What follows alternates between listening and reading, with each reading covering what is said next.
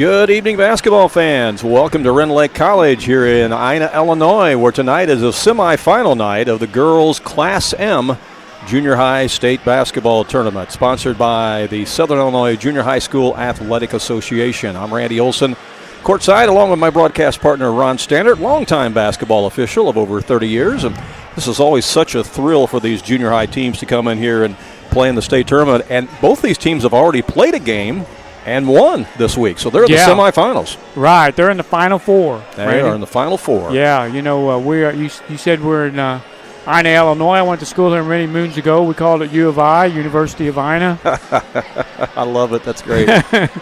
People say, where'd you go to school? I went to U of I, University of Ina. Well, I did my first 2 years here, too, before moving on to the university. So, yes, we have common paths to come through here, and a lot of people have, as a matter of fact. And what a thrill it is for these junior high teams to get here. And, you know, we've got some teams here in this first game that made a pretty long trip down here to Ina tonight. The Aviston Lady Eagles and the St. Clair Lady Knights out of O'Fallon. I mean, they've made a pretty good trip over here. They did, yeah, both coming from the same direction. Yeah, but strangely enough, they haven't played each other this year.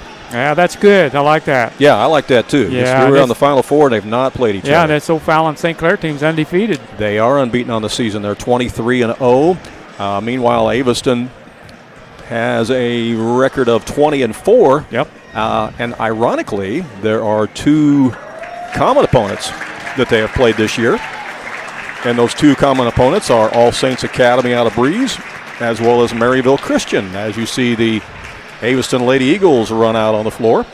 And I don't have the exact scores in front of me, but not only were they common opponents, but they were common scores. So both St. Clair and Aviston beat each of those teams that I mentioned and beat them by almost equal scores. Yeah, so that's good. So we could be in for a great ball game here. We could be in for a great basketball game tonight. You are exactly right. Even their enrollments are very, very similar. Just a few students separate the enrollment totals here, as Aviston's enrollment this year is 423, and St. Clair of O'Fallon is 417. So, yeah, they've gotten used to this floor, hopefully. You know, most people know this is a college floor. It's 10 foot longer than even a high school floor, and then, you know, some of your junior high gyms are not that big. So No.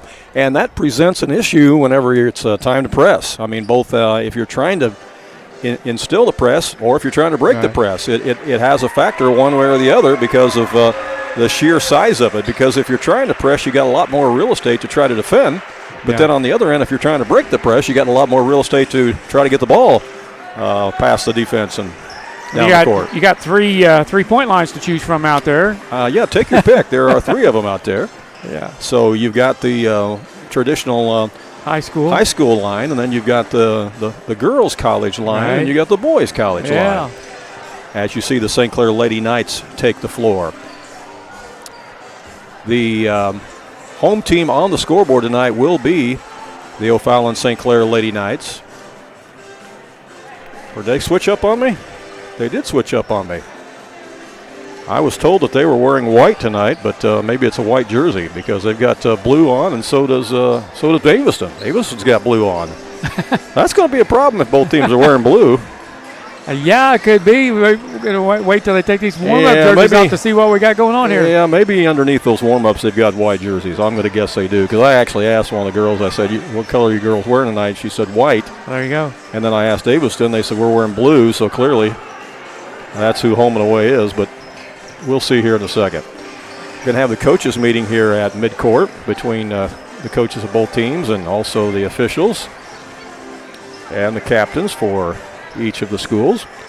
Let's mention the coaches right now. For O'Fallon St. Clair, they are coached by Kurt Calmer and Dan Miller. And the Aviston Lady Eagles are coached by Randy Voss and Casey Jackson. Yeah, again, they both got wins to get into this game tonight, and let's talk about how they both got here. St. Clair got here by beating Woodlawn by a score of 35-27, and Aviston got here by beating Jonesboro by a score of 55-23. We'll come back and share more details with you as we lead to the semifinal game, the first of two on AreaSports.net. At Ohana Heating and Air, we treat you like family because to us, you are.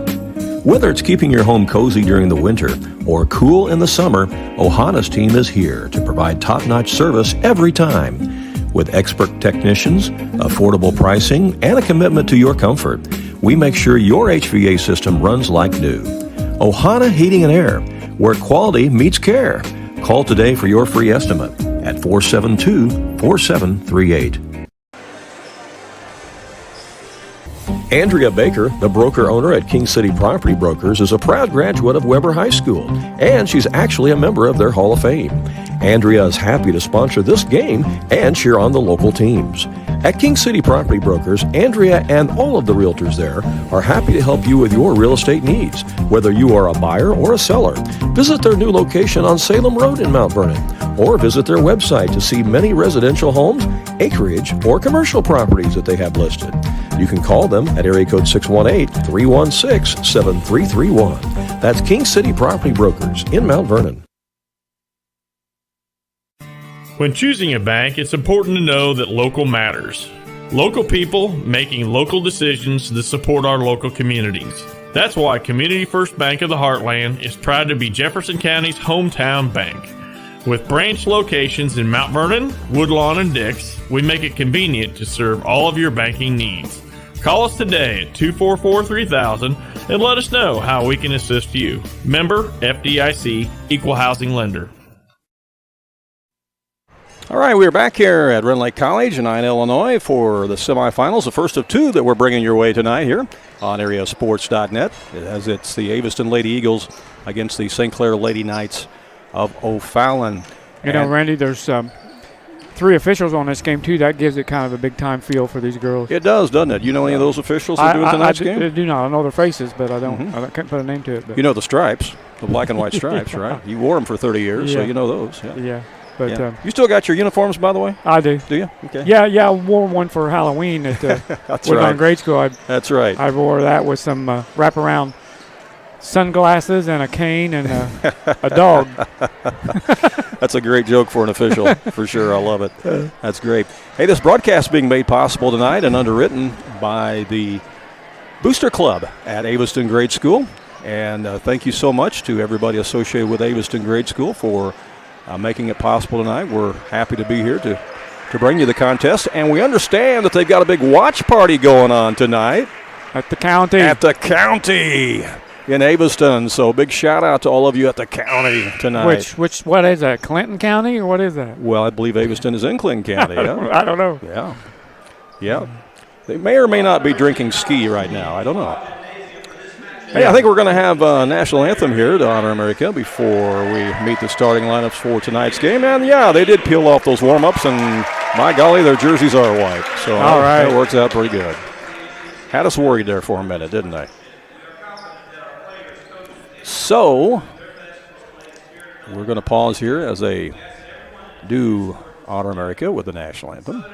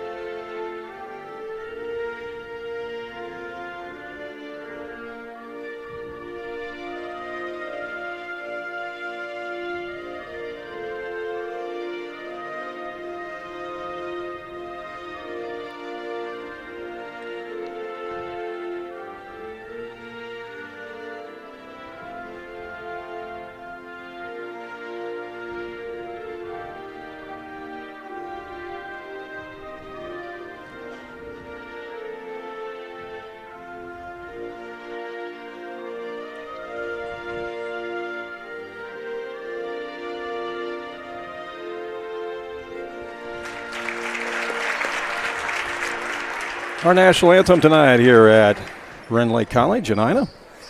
I see Coach Coach Burkett of the Woodlawn Lady Warriors over there at the table. All right. Number 1 for the Aviston Eagles is Kendall Voss. She is an 8th grader. Number 10 is Livy Jackson, an 8th grader. Number 14 is Harper O'Brien, an 8th grader. Number 20 is Naomi Wade, an 8th grader. And number 23 is Reese Crakey, and she is an 8th grader. So they go with Voss, Jackson, O'Brien, Wade, and Crakey to open things up here for Coach Randy Voss, Casey Jackson, and the Aviston Lady Eagles, coming in with an overall record of 20-4 on the season, and made it here to the semifinals, Final Four tonight. Now for the Lady Knights of O'Fallon St. Clair. Number 1 is Holly Calmer, an 8th grader. Number 12 is Carson Sheehan, an 8th grader. Number 13 is Amelia Miller, an 8th grader. Also starting for St. Clair, number 14 is Addison Kalu. And number 21 is Reagan Souder. Kalus, I think it is. Addison Kalus. Kalus, yes. So again, they go with Calmer, Sheehan, Miller, Kalus, and Souder for Coach Kurt Calmer and Dan Miller. And the unbeaten Lady Knights of O'Fallon St. Clair. As I mentioned, they have played 2 common opponents this year, and both Aviston and St. Clair beat those 2 common opponents, All Saints Academy and Maryville Christian, by very similar scores. So I'm assuming, Randy, these girls from St. Clair will go to O'Fallon High School, majority of them, and the girls from Aviston will wind up at Breese Central or Breese Mater Dei. There'll be some big decisions to be made, sure, as they leave grade school and move on to high school. Everybody's at the center circle, and we are ready. And the tip is controlled by St. Clair as Calmer gets it down on the right side, out in the corner to Sheehan. And it's stolen away, picked off by O'Brien, and then stolen back. And the shot is put up and in by Holly Calmer. She stole it right back and put it in and scored. Yeah. Full court press.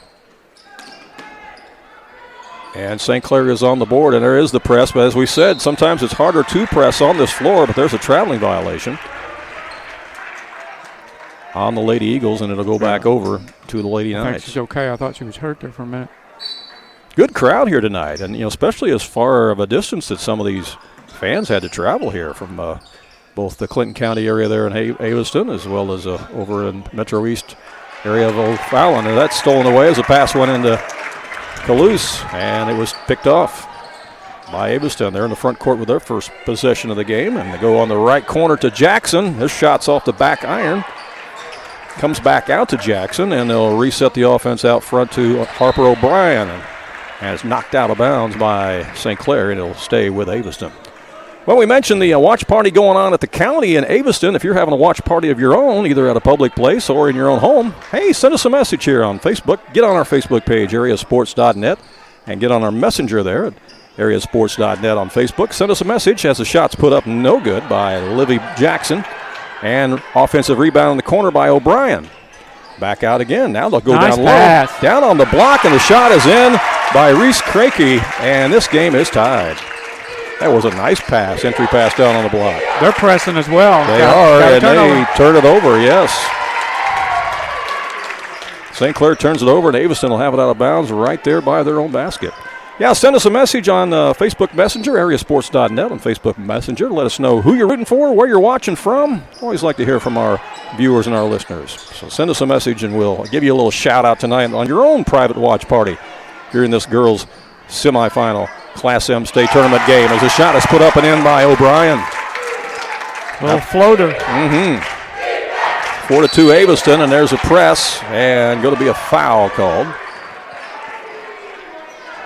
And I think they're going to give that to Reese Crakey. I believe so, 23, yep.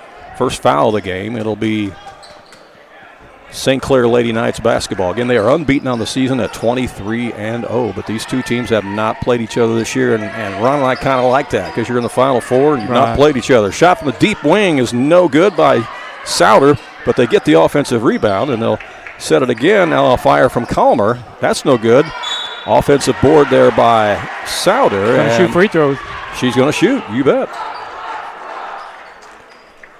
Foul on Aviston will send Reagan Souter to the line. You know, if we didn't mention it, Randy, these are Class M teams. Yes. We have small, medium, and large in the SIJHSAA junior high circuit. Later on tonight, we're going to see the defending Class M champions play. Yeah, in the second game tonight. It will be. As Goreville will be the challenger, and they'll be taking on the defending champion Smithton Lady Cougars. So that'll be our second game tonight. Second free throw on the way, and that one's good. 1 out of 2. 4-3 is our score. Aviston with the basketball and the lead here. 5:03 to go in the opening quarter. And again, the press is on by St. Clair. Aviston breaks it, and they get it down into the lane. Crakey now a shot from way outside. Holy cow, that is a bomb by Kendall Voss. Kendall Voss with the deep ball for Aviston. There's a steal, picked off by O'Brien, and she gets fouled. Nice steal by Harper O'Brien. She missed the shot, but she'll go to the line to shoot two. And how about this cheering section here for Aviston? Look at the busload of students they brought tonight. Man, oh man, are they fired up? And I bet they're fired up at the county too. What do you think? The county and Aviston. Both teams with that full court press. You don't see that very often from the get-go. No, you don't. Got a little timeout on the court. Again, we'll remind you tonight's broadcast is made possible by the Aviston School District and their booster club. So again, we appreciate what they have done to make this broadcast possible tonight. They are excited to be here, that's for sure. Hey, we got some people sending us some messages, and that's great. Again, Send us a message and let us know where you're watching from and who you're rooting for tonight. And we'll give you a shout out here during our broadcast, all right? I wonder, I imagine that there's a great program there at Aviston. They've got some tournament history. Yeah. Second free throw. Or a free throw on the way? No, that's the first of two, I'm sorry. That one lips out for Harper O'Brien. Dave, Carey, Brooke, and Taylor are all watching the game tonight, and they are rooting on the Lady Eagles. Good to have you watching, guys. You got one out. Second free throw is good. It's 8-3. And a steal. Picked off again by O'Brien. Shot no good. There's a follow back up and in, no good, or by Crakey, no good, but then it's taken out of there by St. Clair. And then turned it over. Got another turnover. Palm the basketball. So early on in this game, the team that's having the most difficulty taking care of the basketball is the undefeated team, St. Clair Lady Knights. Could be some nerves. Yeah, it could be some nerves, It's a certainly. little bit tougher to play when you're undefeated. Well, and again, the stakes get higher when you get in the semifinals, that's for sure. And that's going to be an offensive foul. Going to be a moving screen. Yeah. Naomi Wade, the foul. That's her first. Nicole Maxwell is watching from Breeze, and she is cheering them on. Another the turnover. Lady Eagles. That one is picked off by Crakey, but then the turnover right back. So we're trading a few turnovers here in the early going. Yeah, both teams playing some pressure defense. Oh, they're coming at it. Yeah, they're playing hard. Like I say, they want to get to the state championship game. The winner of this will advance. The loser will play for third place as that shot is missed in the corner by Souter. And the jump ball possession arrow will favor Aviston.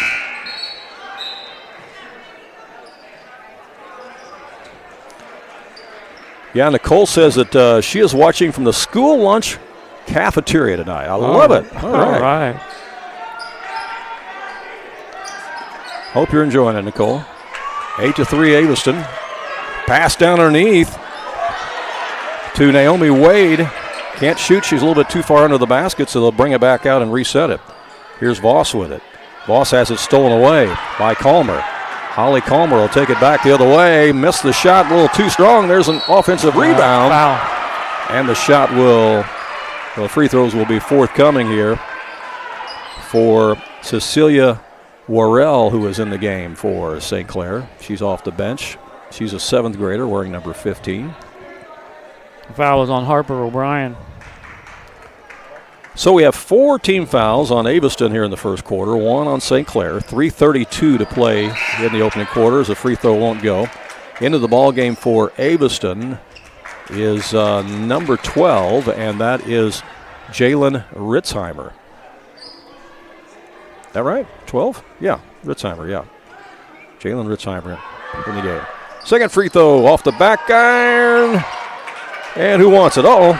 That one's picked up underneath by Calouse, and then we've got another jump ball called. And this time the possession arrow will favor St. Clair. So they'll have it out of bounds right underneath their own basket. Pass comes in, and another jump ball. Well, what's the Class M record for number of jump balls in the first quarter? We may be approaching it. Yeah. They're playing hard out there. You got to love it.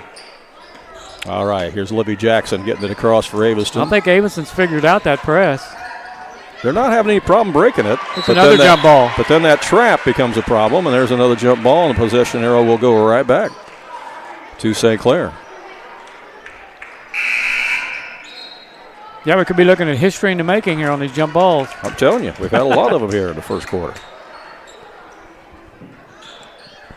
Again, if you just joined us, St. Clair got here by beating Woodlawn in the first round of the tournament down here, 35-27, and Aviston got here by beating Jonesboro, 55-23. So that's what happened in the first round down here, how both these teams made it to the semifinals.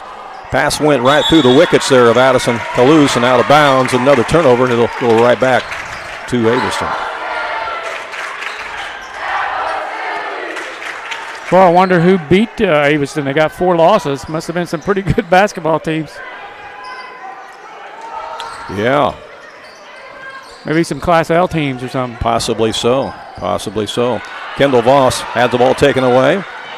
St. Clair on the move as Calmer's got it. Calmer gives it out to Miller. Miller will take it down the lane, put up the shot off the glass, won't go. She gets her own rebound, though, and gets it back out to Calmer. Fans don't like that high dribble, but that's okay. Shot from the wing won't go by Calmer. And this one does go in. And who got that one?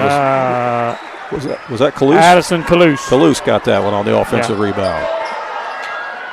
So that makes it 8-5. 2:24 to play. Uh-oh. And that time an interception on the press as Calouse comes away with it. Over on the right wing to Orrell.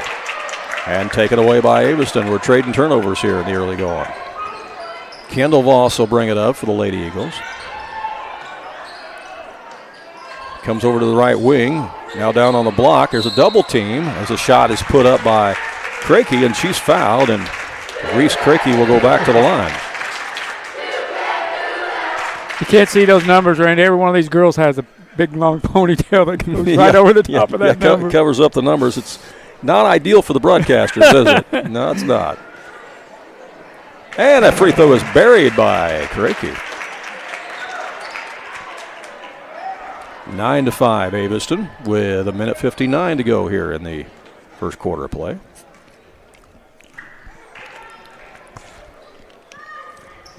Second one is short. Rebound St. Clair.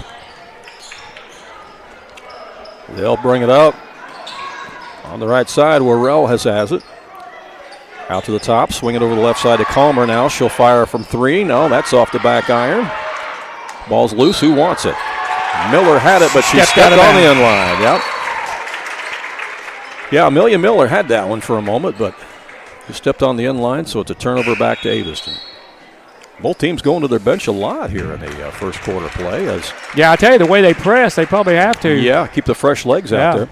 Braylon Haar, a 7th grader in the game for Aviston. She's taking the ball out of bounds right now, number 5, and gets it up to Haley Waltese, who also has come off the bench. And Waltese is an 8th grader, and she gets fouled. That's a hand check.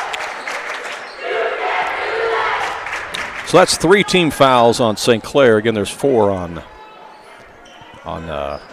Aviston. That was on Palmer Calouse. Kendall Voss will bring it across here for Aviston. Tries to hand it off out front. Here comes a double team, yeah. They double team a lot, don't they? They do, yeah. St. Clair double teams a lot. That ball's out of bounds, going to stay with Aviston. Basically out front, beyond the three-point line, it's like a constant double team. Yeah, you're right. After they break that press, they still got the double team going on. And that defense probably creates a lot of offense for them, no doubt. Yeah.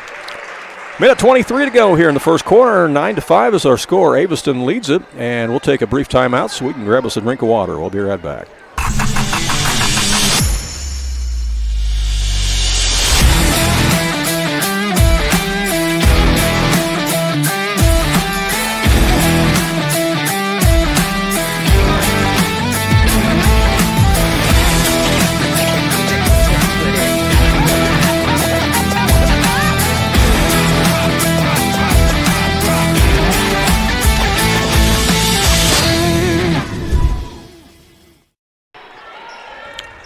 All right, back here at Rend Lake College, Randy Olson along with Ron Stander. Glad you're with us here live on AreaSports.net. Semifinal night here in the girls' Class M Junior High State Tournament. This is the first of two semifinals that we have for you tonight. We'll also bring you Smithton against Goreville right after this one, and they're all both going to be on the same link tonight. Okay, so we're not splitting up the links. It's going to be on the same link. So both games will be on the same spot. Okay, here's a steal. Nice pass. Across the way, and the shot is a little short by Calmer. Jump ball. And on the rebound, we got a foul. Mm-hmm. So back in your early days when you first started officiating, because you were in the business for 30 years, did you start out by doing any junior high games? Absolutely. Yeah. Okay. That's where you cut your teeth, so to speak, huh? All right. Yep. That's where you learn the rule book, because you see a lot of things. Yeah. You got to know. Yeah, you will see a lot of things, that's for sure. As Aviston gets it across to Braylon Haar. Over to Schumacher. Shot is put up in the corner. No, that won't go. Too strong. Mm-hmm. Too strong, that's right. Kalous will bring it back the other way. Down underneath, and that's stolen, but then stepping on the end line. Aviston had the steal, but stepped on the end line. Again, both teams going deep to their benches here in the first quarter. Yeah, that's because I tell you what, both of these teams just play from end to end. Oh, yeah. They've done it since the opening tip. It's nonstop pressing, yeah. You get winded early and your legs give out on you, for sure. Open look from the right corner pocket. That's short by Calmer.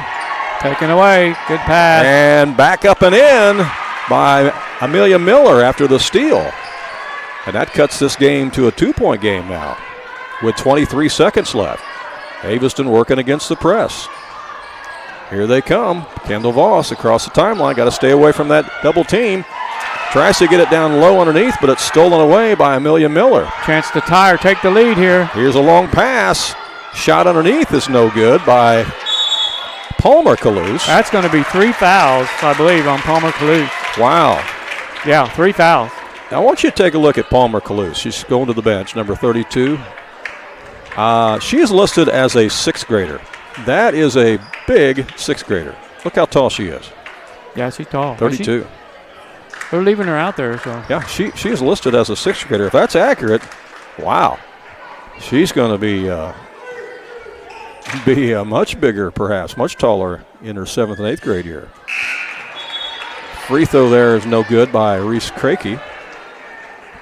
Is that Crakey? No, that's not. No. That's Sadie Marcus at the line. Yeah, again, those ponytails are getting on our way. The numbers there. Yeah, that's who it is. Sadie Marcus missed the free throw. Back the other way, St. Clair putting up a shot. It hit the backboard, but that's it. After 1 quarter play here in the Class M semifinal tonight, it's Aviston 9, St. Clair 7. And we'll be back with second quarter action here in just a moment, live on AreaSports.net. Jagger's Doggy Daycare. Your dog's home, away from home. Are you going on a vacation soon or perhaps a weekend getaway? Jagger's Doggy Daycare in Mount Vernon is your dog's home away from home, featuring an outside turf playground that your dog is going to love. And if your dog needs grooming or obedience training while it's here, we can handle that too. In fact, we've even got a presidential suite with flat screen TV and ceramic tile. Check it out on our website. Jagger's Doggy Daycare. Back here at Rend Lake College, Randy Olson along with Ron Stannard. Ron, what'd you think of that first quarter of play, huh? Randy, I hate to lead with this, but I saw a lot of turnovers on both teams. I think some of that might be nerves, but the rest of that is just pressure defense by both teams. Oh, yeah. Both teams are getting after it, and both teams are going deep on the bench and running a lot of different bodies out there trying to keep fresh legs out on this big college floor. There's a pass underneath. Nice pass. Shot is missed underneath by Harper O'Brien. Back up, no good. Second time back up. No good by Wade, and the ball bounces out of bounds. Hit the back of the backboard. Right, and that's deemed out of bounds, and so it will be Aviston basketball. He's trying to slap that ball back in play and hit the back of the backboard.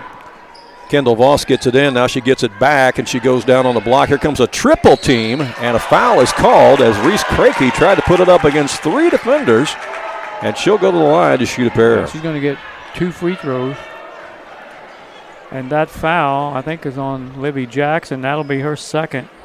No, I'm sorry. Got the wrong team here.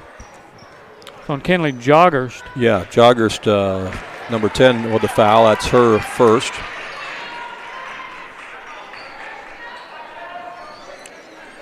Another free throw coming here for Reese Crakey. Short. There's a lot of Crakeys up around the Teotopolis area. I played against some Crakeys back in high school from up in that area. Yep. So a pretty popular name for basketball in T-Town. Ball's knocked out of bounds, going to stay with the Lady Knights. Both teams have missed opportunities at the free throw line in this game. And maybe as the game goes on, they'll shoot free throws a little better. That is a foul on Aviston. Harper O'Brien, that's her second. Yeah, that's her second. Both teams have one team foul now here in the second quarter. As the pass comes in to Joggers, she'll take it in the lane, put up a shot too hard off the backboard, but they get the rebound. As Miller gets it out, and then around to Calmer. She'll fire one up that it's out of bounds. Hits the iron and goes way up over the backboard. Well, that had some bounce on it. Yeah, it's not out of bounds on the top of it, but then it bounced over, so. See, I'm glad you're up here to explain all these rules. And earlier you were talking about when you dribble the ball high, it's really not a turnover. Explain that, too. Right, not a violation or anything. Well, as long as you haven't palmed the basketball, I mean, that ball can go all the way to the ceiling, and if it hits something up there, then it's out of bounds. But otherwise, it's just a high dribble. So it's all about whether or not you cup the ball and palm the ball. You can dribble the ball high. Right. You can dribble the ball as high as your head if you want to, as long as you're not cupping it and turning it over. That is the rule. So you heard it from Ron Standard, 30-year official veteran here. Veteran official, I should say, yeah. Layup is missed underneath there by Souder, and rebound by Aviston. Up the court comes Kendall Voss. That ball is stripped. Boy, St. Clair is good at knocking those balls away, aren't they? This is an up-and-down ball game. Oh, yeah. It's making me tired watching it, for sure. I mean, they're hustling out there. They're getting after it. Shot from the three-point arc is no good by Souder, and Aviston has the rebound. Oh, they're making that outlet pass on the rebound and beating that press in down the lane. floor. The shot is up and in by Harper O'Brien. She got it inside the paint that time and knocked down about a little 10 or 11-footer. And that's stolen by Voss, and her scoop shot gets blocked, but she gets fouled, and Kendall Voss will go to the line. And once again, the Aviston cheering section is getting all riled up here. It's number 1, fouling number 1. I like that. Yeah, Kendall Voss, she's a good ball handler. And that's 2 team fouls on St. Clair. 5:14 to go in the second quarter. Free throw is off the back iron by Voss. How's everything going at the county tonight in Aviston? Are you guys enjoying the game, huh? If you're watching the game with us tonight, you can send us a message on our Facebook page, AreaSports.net on Facebook. Just get on Messenger and send us a message and let us know where you're watching from and who you're rooting for here during this semifinal tonight as the jump ball is called. And it's going to be St. Clair basketball.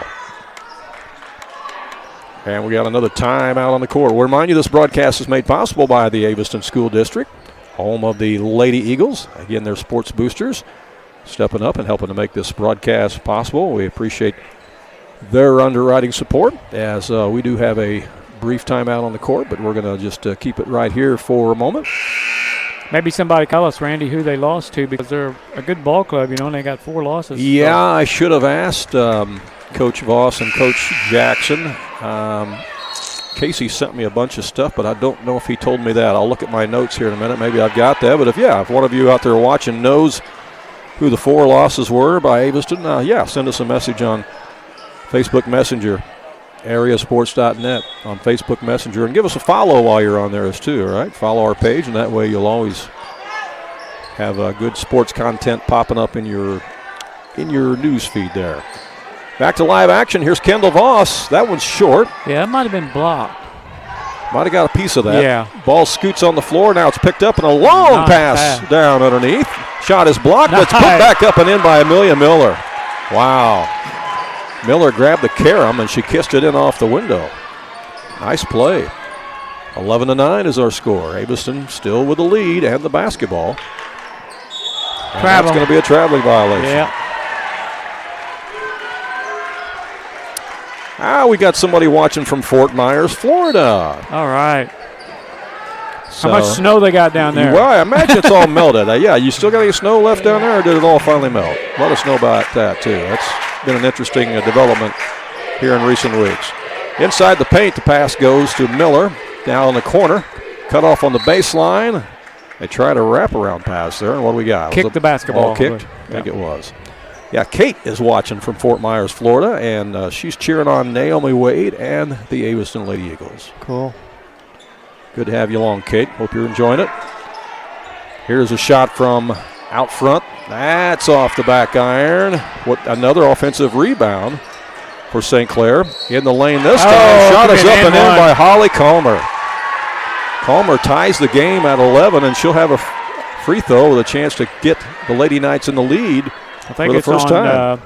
Reese Crakey, I believe that's her second. Coach Moran is watching and cheering on the Lady Eagles tonight. Let's go, girls, she says. As that free throw is missed, they get another offensive rebound. Here's Holly Calmer again. That's off the back iron. And Aviston has the rebound this time.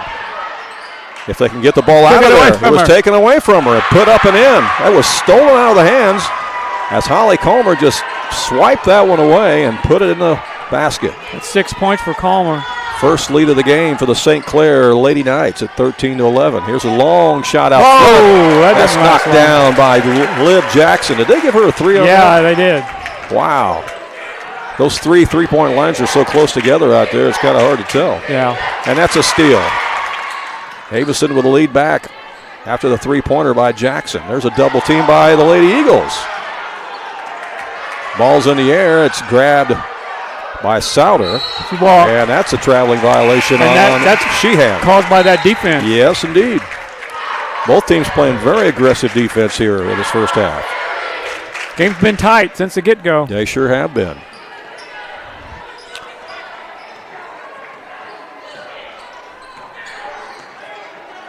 All right. Aviston with the basketball in the front court. 3:06 to go. Long three-pointer is off the back iron. No good by Jackson again. And another steal as it's picked up by Haar. Inside the paint they go to Crakey. She puts the turnaround up and in. Reese Crakey getting it done on the block for Aviston. 3-point lead now. There's a trap. And that's a timeout called by the coach as St. Clair was in trouble there. Had 2 defenders plus the half line as a third defender there. Yeah. With 2:42 to go here in the first half, we got timeout on the court.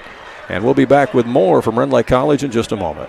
Do you have a check that needs deposited and don't have time to make a trip to the bank? No problem. With mobile deposit at People's National Bank, just snap a picture of the check with your smartphone, and with a couple of clicks, it's deposited into your account. Depositing a check with a PNB 2Go mobile banking app is just that easy. Just tap, snap, and deposit. Plus, it's free. Download the PNB 2Go mobile banking app today to get started. People's National Bank. We make banking easy. Member FDIC. Wireless or service fees may apply. Well, Kate, who's watching from Fort Myers, Florida, got back to us. She says, no snow in Fort Myers. It was 78 here today. yeah, rub it in, all right? Rub it in, Kate. My goodness sakes. It wasn't 78 here, I can tell you that. 38, but it felt like 58 because it's been so cold. Well, that's true. It did. Shot from the deep corner is no good. Look at this By shot. Worrell, but it's back up and in. Holy cow, they are hitting the glass strong. A lot of offensive rebounds for St. Clair here in the first half. 8 points for Holly Comer. And that has kept them in it as they cut the lead back to 1. They are unbeaten on the season, as we said, at 23-0. Aviston is 20-4 as Kendall Voss has it down the lane. Oh, she finds her teammate Cranky down there, and Reese gets fouled again, and she'll go to the line. Yeah, that's going to be on Souder. That'll be her second foul.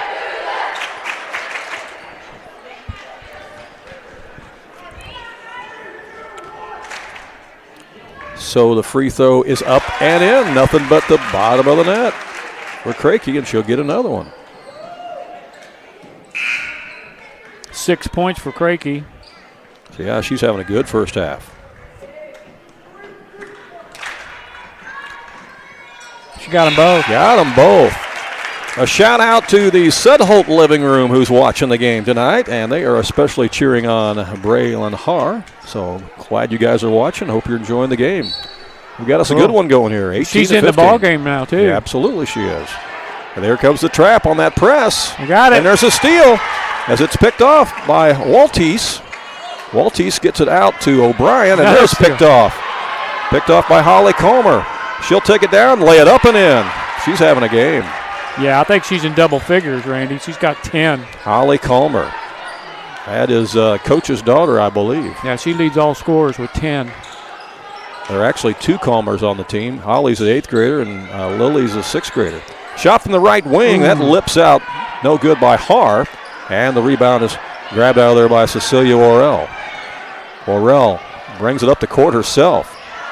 And she dribbles out of bounds, but got pushed, they said. Yeah, I believe it's on Har.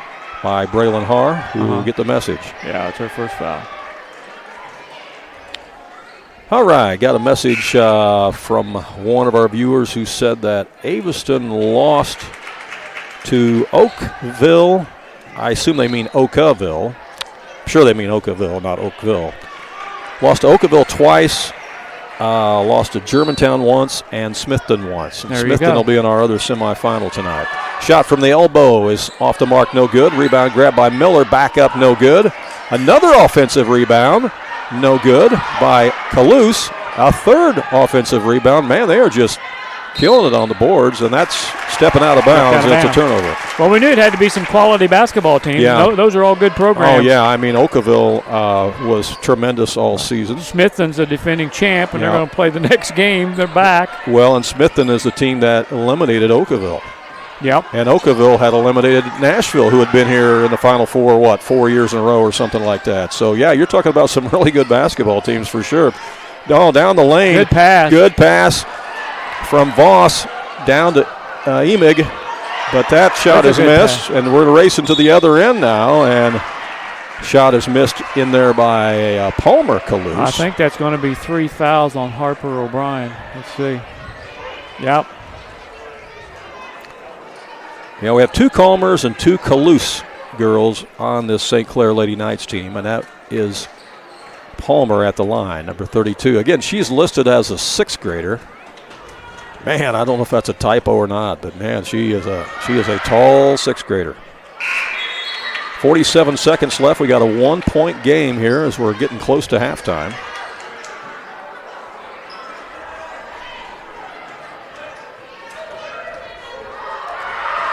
Second one on the way. That's good, and we are all tied at 18. We haven't settled anything yet. Winner of this game goes to the championship. Randy, these two teams playing each other is like looking in the mirror. Yeah, very similar. Yeah. I agree with that. You don't have to scout them. It's just like, hey, when we practice, it's the same as playing our first 5. Yeah, we're playing each other here, playing ourselves. Yep. Well, and both teams going very deep to the bench, too. And if they didn't, they would be completely worn out. But they go very deep to the bench to keep fresh legs out there. This might come down between a battle of the benches. Shot is no good by Voss. Hit the shot clock. Hit the shot clock. You don't see any fall off when they go to their bench. No, you really don't. So that tells you that a lot of these girls coming off the bench could probably easily play for other teams. Yeah. Turnover. No, the girls coming off the bench for both teams are definitely contributing. I agree with you. All right, here is the inbound to Kendall Voss. Voss down the lane. Leaves it in the corner for Har. Oh, look good. Shot misses. A rebound back up, no good by Emig. And now here's a breakaway to the other end as they get the long pass down to Amelia Miller, and she puts it up and in, and that's the second lead of the game here for St. Clair with 3 seconds to go. Aviston tries to get a shot off, and they call traveling violation. Aviston fans didn't agree. You can't shoot this ball. All you can do is tip it. Yeah, 0.2 of a second left here. 0.2 of a second left. That will not count, even if it goes in, as soon as you catch it.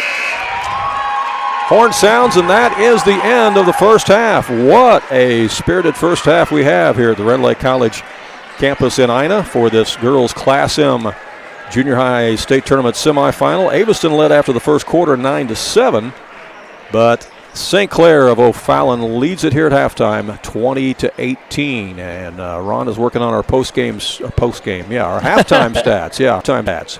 And we'll come back and take a look at those here in just a moment. Stay with us. King City RV in Mount Vernon is your one-stop shop for maintenance and repair of your RV. Whether it's a bumper camper, fifth wheel, or motorhome, Bill Schulte and the staff at King City RV can help you.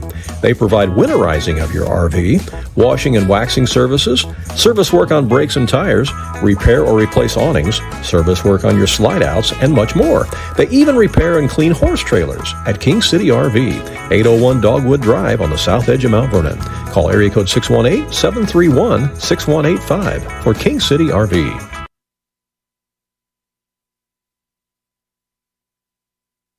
Southern Illinois Tile and Carpet Supply in Mount Vernon is ready to help you update your home. Need new carpeting? They have many styles and colors in stock, as well as expert installation. Add beauty to your home with new hardwood or vinyl planks available at Southern Illinois Tile and Carpet. They will completely transform the look of any room in your home. Update your bathroom with a custom shower. There are many tile styles and colors to choose from. Does your kitchen need a facelift? You can get a new backsplash, flooring, and more at Southern Illinois Tile and Carpet Supply, 513 South 10th Street in Mount Vernon. Open 6 days a week. When you are looking for an attorney who can give you honest and dependable advice, look no further than Olson & Reeves in Mount Vernon. At Olson & Reeves, they practice law in a variety of areas, including traffic tickets, personal injury, criminal law, as well as estate planning, wills, and probate. If you have a real estate transaction, Mount Vernon Title Company also resides inside Olson & Reeves, so you get sound legal advice. Olson & Reeves, attorneys at law, and Mount Vernon Title Company. For more information, call area code 618-316-7322. Hey, we are back at Ren Lake College. It's halftime here in our first of 2 semifinals tonight in the girls Class M state tournament here, sponsored by the Southern Illinois Junior High School Athletic Association. And Ron, from the Did You Know department, did you know that the Aviston girls are also were also the state cross-country champions this year? No, cool. So that explains why so many of them are out there running around. And yeah, full court pressing. Yeah. And that sort of thing. They're certainly in shape, aren't they? Yeah, so I tell you. They were the state champions this year in cross country in Class S, or maybe Class M. That's one sport. Well, that's a two-class sport, I guess. But go ahead. That's one sport that takes a tremendous amount of dedication. Yeah, you got to be self-motivated. You do. Self-motivated to do cross country. I admire anybody, boys or girls, that me too. participates in cross country. Tip of the hat. Yeah. You've got some halftime stats for us. I do. Both of these teams committed 8 personal fouls in that half. I'm just going to tell it like it is. The free throw shooting has not been good in this ball game so far, and that may be a big factor later on in such a close ball game. St. Clair of O'Fallon was 2 out of 7 from the free throw line, and Aviston was 4 out of 12. Let's look at Aviston first. They had 4 players break the scoring column. Kendall Voss has 3 points on a three-pointer. Livy Jackson also has 3 points on a three-pointer. Harper O'Brien has 5 points. And the leading scorer was Reese Crakey with 7 for a total of 18. For the Knights of O'Fallon St. Clair, they had 5 players make the scoring column, and they had a double-digit scorer, and Holly Comer, who has 10 points, all on 2-point field goals. Amelia Miller has 6 points. Addison Calouse has 2. Reagan Souter has 1, and Palmer Calouse has 1 for a total of 20. As far as foul trouble goes, Palmer Calouse has 3 personal fouls for O'Fallon St. Clair, as does Harper O'Brien, also with 3 personal fouls for Aviston. All right. So, 5 players in the scoring column for St. Clair, 4 players in the scoring column here for Aviston. So really balanced offensive attacks by both teams. Yeah, and I'll tell you what, Randy, if the ball's in your hands, regardless of what team you're playing on that or night, you better take care of it because somebody's coming after it. Oh, that's right. And that's regardless of where you're at on the floor. If you're 84 feet from the basket, they're still coming after it. Oh, yeah, they've been trapping. Both teams have been trapping immensely tonight in full court pressing. So, you've got to hold on to the basketball with both hands and have a vice grip on it in order to keep a hold of it because they're going to try to punch it out, take it away. Hey, a big shout out to Arlen and Aisley Beer who are watching tonight, the broadcast. They say, let's go Eagles. Good to have you guys along. Okay. Hope you're enjoying the broadcast. Maybe they're related to Kurt Beer. I know Kurt. Do you? Okay, possibly so. I've had a couple of people answer the question about who are the 4 losses that Aviston had, and we appreciate that. And several people have said the same thing. So they lost to Oakville twice, who's an outstanding team. And, again, that's a team that also eliminated Nashville in the regional. It was a shame those two had to play in the regional. Yeah. Also, Aviston lost to Smithton. And so those teams are both down. They both made it down here. So Smithton. We knew it would be some good teams that beat them. Oh yeah, no doubt about it. But again, St. Clair hasn't lost to anybody. They're 23-0 on the season, and there's 2 common opponents they played, as we mentioned. All Saints Academy and Maryville Christian, and both Aviston and St. Clair beat both of those teams this year. Again, you can send us a message and let us know where you're watching from and who you're rooting for. We'd love to hear from you. I haven't heard from too many people from over the O'Fallon area yet at St. Clair, so if you're rooting on the Lady Knights, you can send us a message too. Again, just go to AreaSports.net. A lot of them are on Facebook and use our messenger there. Go ahead. A lot of them are here. Well, a lot of them did make the trip. Yeah. I mean, they really did. There's a lot of people in the building, and I'm impressed with the crowd of support that came out. And how about that student bus that came over from Aviston, too? Yeah. That's impressive. Yeah. Again, this broadcast is also underwritten by the school district there at Aviston Grade School and their sports boosters. So, again, I appreciate them for stepping up and making this happen. So for those people who can't watch the game, can't be here, and, of course, we've already had people check in with us tonight who are from out of state, so, they're not able to be here. But they're able to watch it at home and or on their, mobile device or wherever they might be traveling. So we're glad to be able to bring it your way. A reminder that we're having both of these semifinal games tonight on the same feed, okay? They will not be separated. They'll be on the same feed. So when you go to look for the archive later on, it's one archive. It'll just be one long file, an archive. Then you can always fast forward through if you're wanting to watch, the second game instead of the first game, or vice versa. You can move your cursor or whatever around, and you can skip front and back to whichever game you want to watch.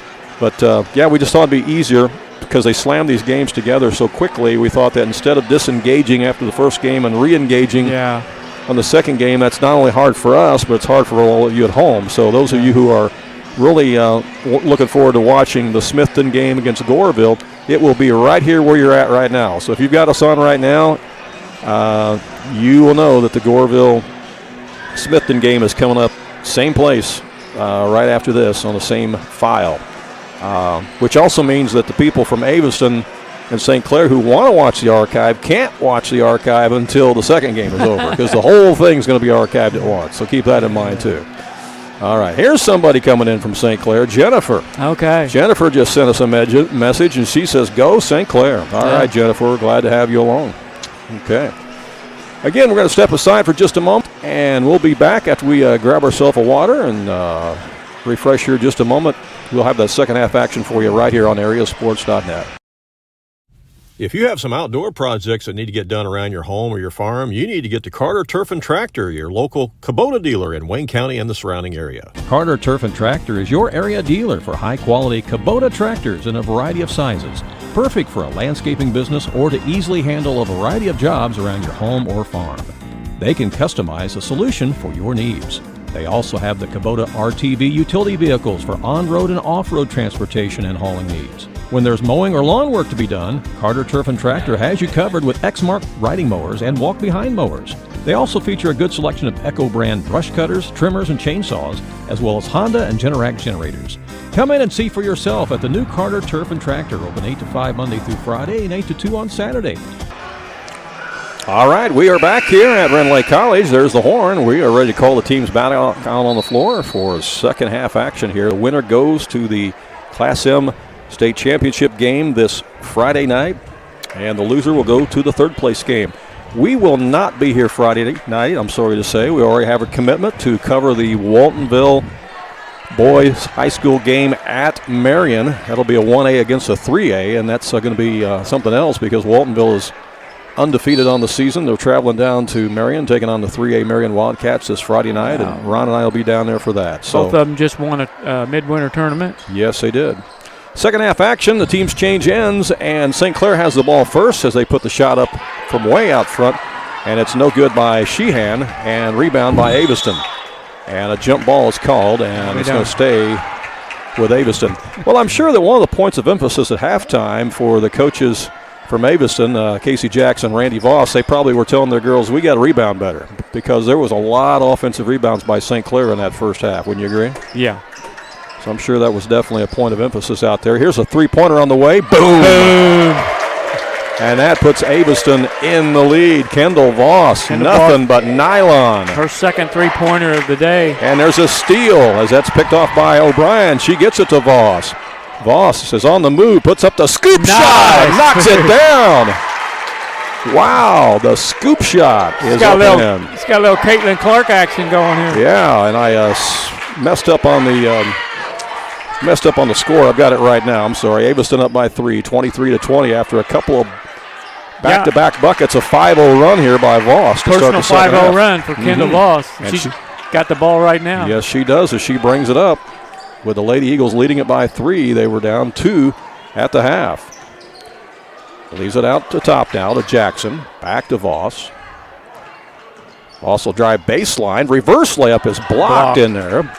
Blocked by Miller, but they get the ball back. Here's O'Brien with it. Oh, and that count the bucket, and she is fouled. Harper O'Brien. She took that ball to the rack. Yes, she did. Yeah, they're attacking the basket here to start the second half. And drawed the third foul on Reagan Souder. Chance for the old-fashioned three-point play. She got it. And it's good, and it's an 8-0 run to start the second half here for the Aviston Lady Eagles, and here's the press. That's a double team. The ball is knocked loose, but it's picked back up again. And the shot is up and in by Amelia Miller for St. Clair. Miller puts it in. That cuts the lead back. I think that's on Crakey. That'd be her third. Yep, it is. Cuts it back to a 4-point game. Foul on Crakey is the first team foul of. That bucket was good, right? I can't see the number for the ponytail.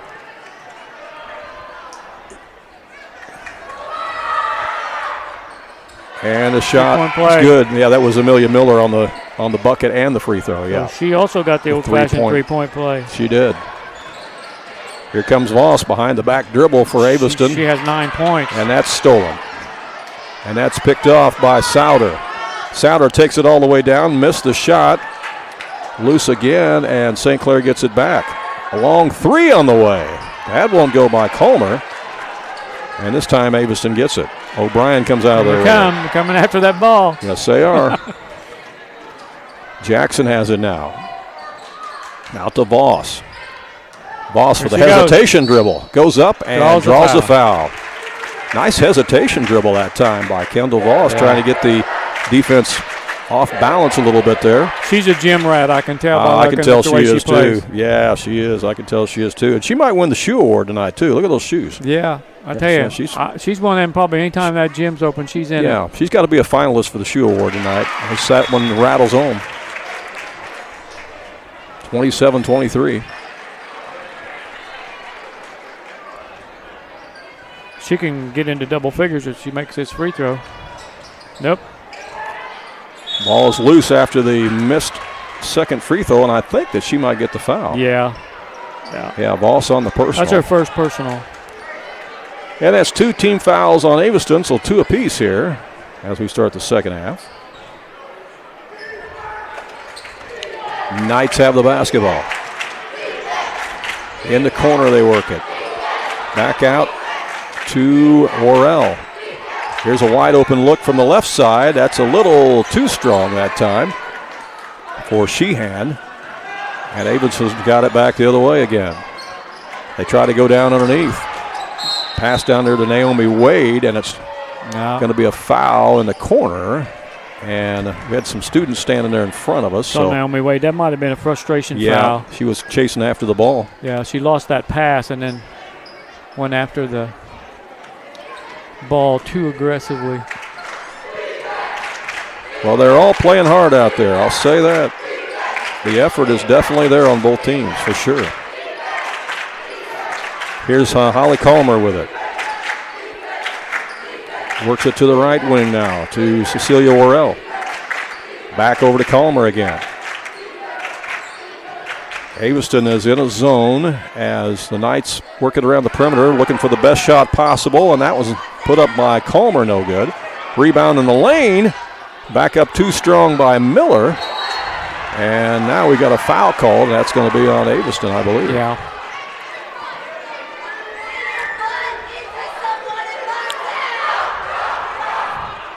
We mentioned we had people watching from Fort Myers, Florida. We've got people watching from Chandler, Arizona. All right. As Carol and Becky Calouse from Chandler, Arizona are watching watching their grandkids here. Addie and Palmer. And they say, go Knights. Addie's shooting a free throw right now. And the free throw is good. Yeah. Right on cue. Yeah. How about that, Grandma and Grandpa, huh? Pretty cool, huh? Actually, that is, they call her Addie, but yeah, Addison in the program, right. She's an 8th grader. What's the temperature in Chandler, Arizona, Becky? Let us know, huh? Can you beat what Fort Myers had today? Probably so. I'm going to guess you're probably warmer than Fort Myers. Let's see. If they're not in the mountains and they're in the desert. Free throw is missed. Rebound Aviston. As Kendall Voss brings it up for the Lady Eagles. Down the lane she goes. Tries to put up the shot. No good, but it's grabbed out of there by Sadie Marcus. And she stuck it in the rack. How about that? Yeah, it's her first points. Marcus gives Aviston the 5-point lead. Here's a long three that's on the way, no good by Worrell, and rebound Aviston. Well, St. Clair has had a lot of open looks from behind the arc, but they just haven't been falling for them. Yeah, they have. Aviston has been content to just pack it in the lane and give them that 3-point shot and take their chances with the percentages. It is a 5-second call. That's a turnover. Adrian is watching from the Metro East area, and she says, let's go St. Clair. So, see, we've got several Lady Knight fans that are on the broadcast as well. Good to have you with us. Yeah. They've got the ball right now as Carson Sheehan has it. Over in the corner to Calmer. And she buries it from the left corner pocket. Holly Calmer. 13 points for Calmer. And it's a 2-point game with 2:43 to go here in the third quarter. Aviston has led by as many as 6. They've got the basketball right now. These 2 point guards for each team, both wearing number 1, have similar games. Yeah. Both playing well. Well, Jennifer sent us a message from the St. Clair area, and she says, no, it's not a typo. Palmer Calouse is, in fact, a 6th grader. Boy, she is tall for a 6th grader. Well, thanks for straightening that out for us. We wondered if that was a typo or not. She's one of the biggest, tallest 6th graders I've seen. That bodes well for her 7th and 8th grade year, I think. In the lane, the shot is no good by Harper O'Brien, and she draws the foul, and Harper will go to the line. Both these teams have played a lot of players. Yes, they have. That foul was on Cecilia Worrell, her first. Team fouls are equal now at 4 apiece, as the free throw is good. Is that Harper O'Brien? Uh-huh. Okay. Did you get that foul on Worrell? Yeah. And we got a push underneath. I did. I mean, we said it a couple of times, but those ponytails. Oh, they do. They get in the way. It's hard to see sometimes. Covering up the number on the back. They definitely got longer hair than you and me. No question. A lot more of it. Yeah, a lot more of it. A lot more of it and longer. All right. Well, that foul was on Amelia Miller. Amelia Miller. And at the line is Voss, and she buries that one. Aviston taking advantage of the free throw situation here as they make both of them. Yeah, that's what you want out of your point guard because the ball's going to be in her hands most of the time. 5-point lead. They're working against that press, and that's going to be a foul on Voss. She knows it. That'll be her second. And that is 5 team fouls on Aviston, so now St. Clair will be at the line to shoot two. Both teams will be shooting free throws for the remaining 2 minutes and 10 seconds of this quarter. And Holly Comer will be at the line for St. Clair. As number one fouled number one. Yeah. There you go. You know, both teams much more relaxed at the free throw line here in the second half. The free throws weren't falling as well in the first half, but they're starting to go down now. Free throws are going to be huge down the stretch in this game. Second one is in and out. They chase the ball down in the corner. Who wants it? It goes out of bounds. They say it's off Aviston. It's going to be St. Clair ball. Again, we'll have Smithton against Goreville in the second semifinal tonight, right here on the same feed, on the same link. You don't have to change anything. You don't have to log out of anything. It's all right here. In and out, no good. On the shot from the corner by Comer, back out to the top, and that's a two-ball. About a 17-footer put in by Carson Sheehan. Yeah, it's her first point. So Sheehan cuts the lead back to 2. And there's a steal, picked off by Worrell. Cecilia Worrell with it. She's got it in the corner now. Comes back out to the top, back to Worrell. She'll fire one behind the arc, and it's good. That three-pointer is nothing but net. That's her first point. And that puts St. Clair in the lead by 1. Quickly down goes Aviston as the shot is missed underneath by Sadie Marcus, but she gets fouled. That was on Miller. And that'll put Marcus to the line. For your second. Well, we've had a number of lead changes in this game.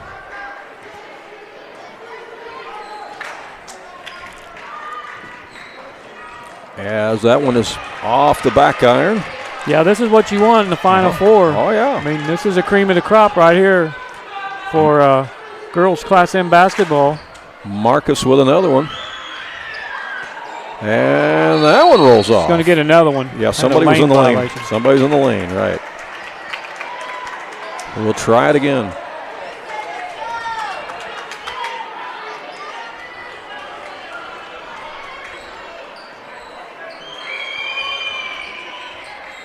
Sadie Marcus. That one spins out, and a jump ball on the rebound. That's going to be St. Clair basketball. She's got that little hesitation on her shot from the free throw line. It's like drawing a football team offside. Yeah. Haley Waltese in the game for Aviston.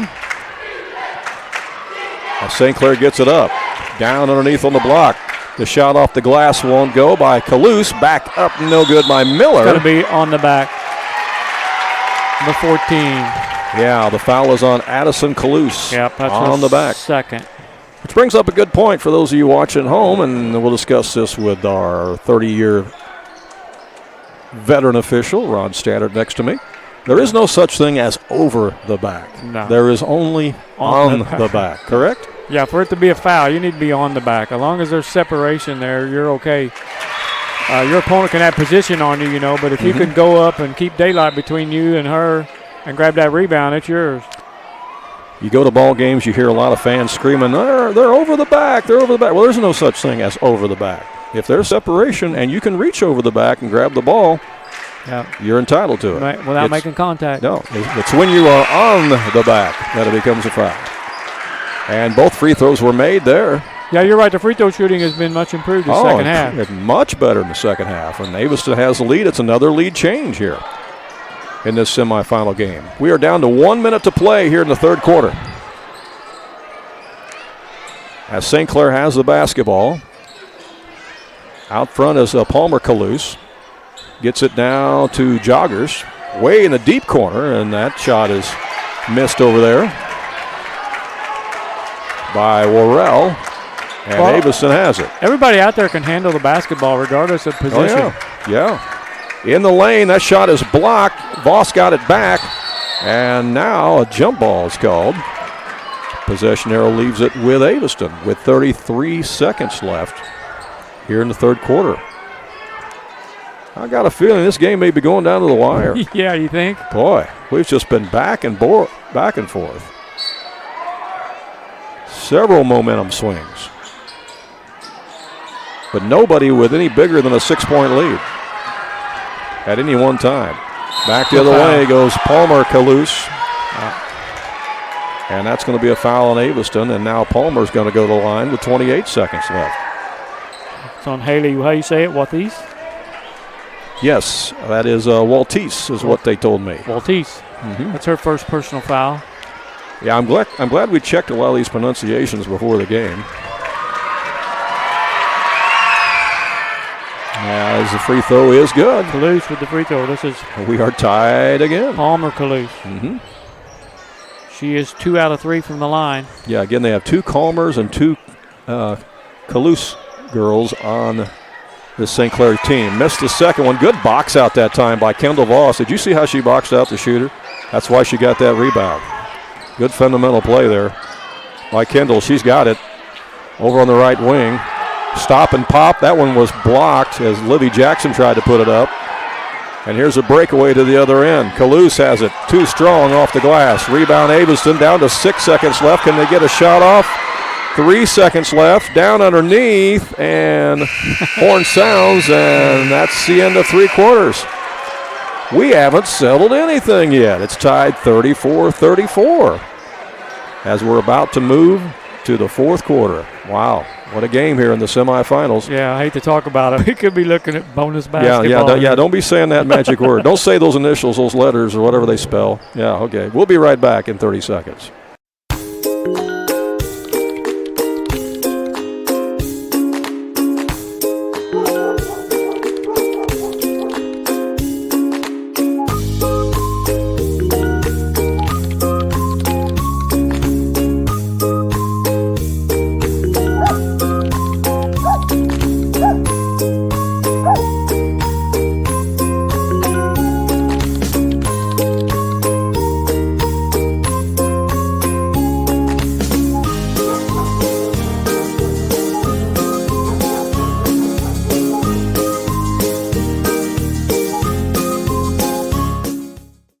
All right, let's reset it for you. If you just joined us, Aviston led after the first quarter 9-7.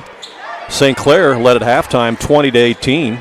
Now, as we enter the fourth quarter, it's tied 34-all. What a basketball game as a foul is committed by Aviston, and that is against Haley Waltese. Yeah, her second. Of course, they reset the fouls here to start the fourth quarter, so it's not a shooting foul situation. That's the first foul of this quarter, so it'll be Lady Knights ball. So many girls have played in this game. Nobody has 4 personals yet. No, that's true. But a lot of people had 3. But yes, right.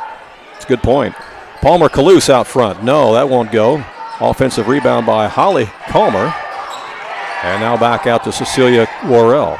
Again, St. Clair Lady Knights 23-0 on the season. Shot underneath won't go for Worrell. Rebound Aviston. Bringing it back the other way is Kendall Voss. Swing it to the left side. Here's an open look. And that's off the back arm, but it's an offensive rebound by O'Brien back up. No. And this one's grabbed out of there by the Lady Knights. 2 good looks. On the dribble is Worrell. I remember Worrell came off the bench. And there's a shot buried from the corner. Was that Palmer Calouse? Palmer Calouse, who also came off the bench for St. Clair. So 3. That's what we say. These girls off the bench for both teams are making big contributions as that shot's missed by Voss. And the rebound is grabbed out of there by St. Clair. They've got the lead and the basketball. Worrell gets it inside the lane. That shot is missed in there point blank by Miller, and Aviston gets the rebound. Miller might not have realized how wide open she was because she was really open after she caught that pass in the lane. Good entry pass. I think she might have been anticipating some contact there. Here's Voss over in the corner now. Gets it back, and she's hiding behind some of the students who are standing down there, so we couldn't see her for a second. Down underneath, the lob pass, and the shot by O'Brien won't go, but she gets fouled. Well, that was a good entry pass. Yeah. And this will I think that's on Addison Kalous. And it's her third. Yes. 14 fouled, 14. And the free throw by this 14 is up. Harper O'Brien, she makes it. And it's a 2-point game, 37-35. 5:17 to play in the ball game. Harper's in double figures with 10.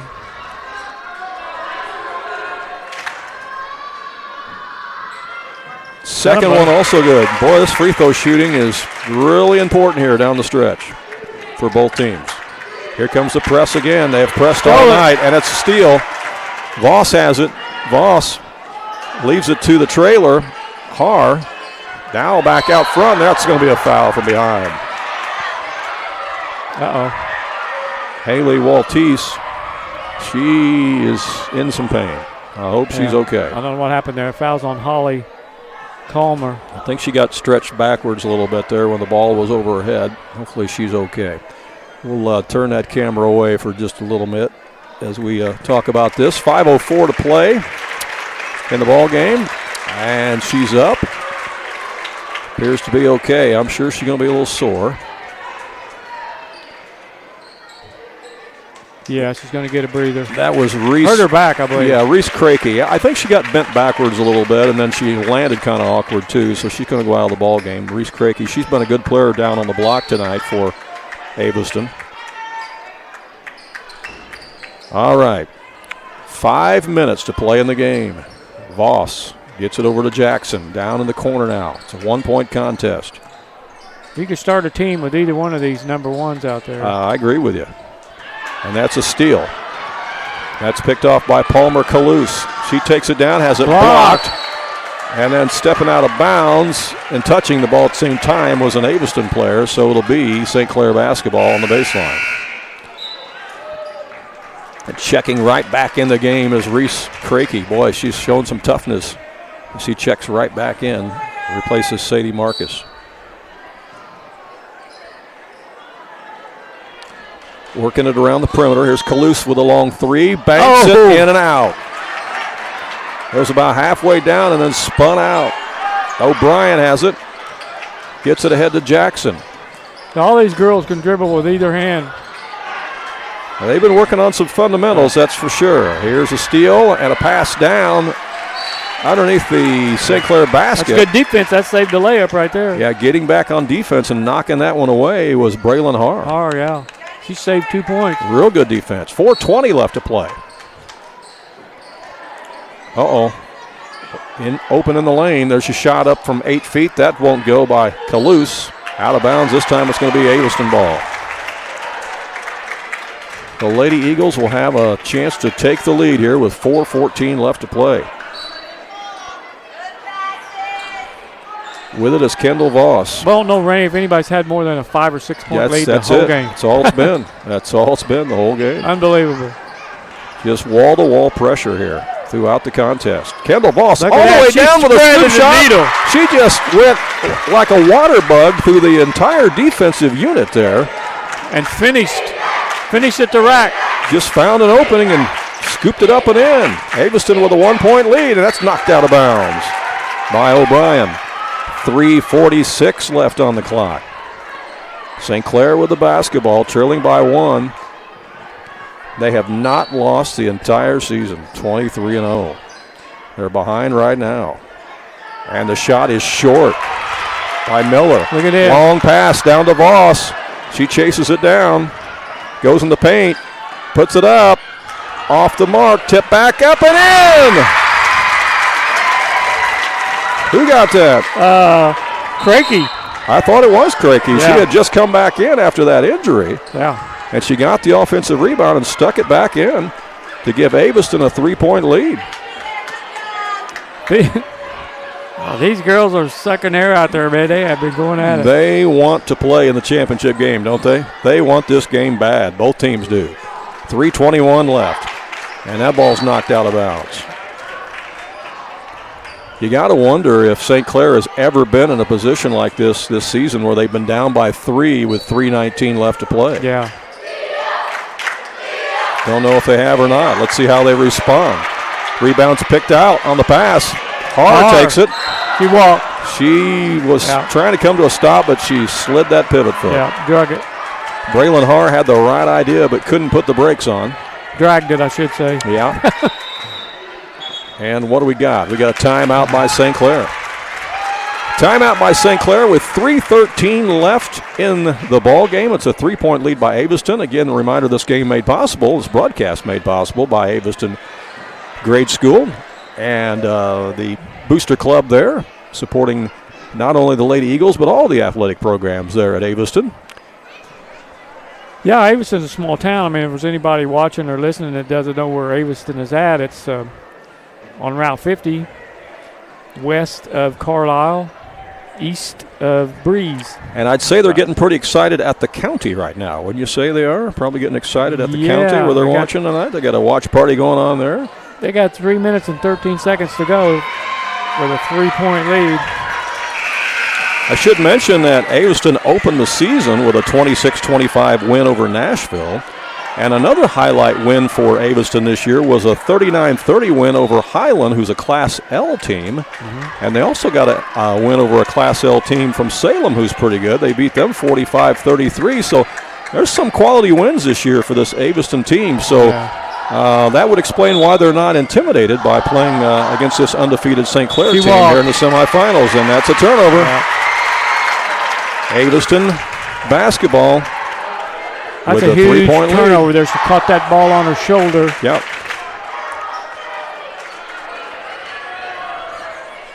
Who will play in the championship game Friday night?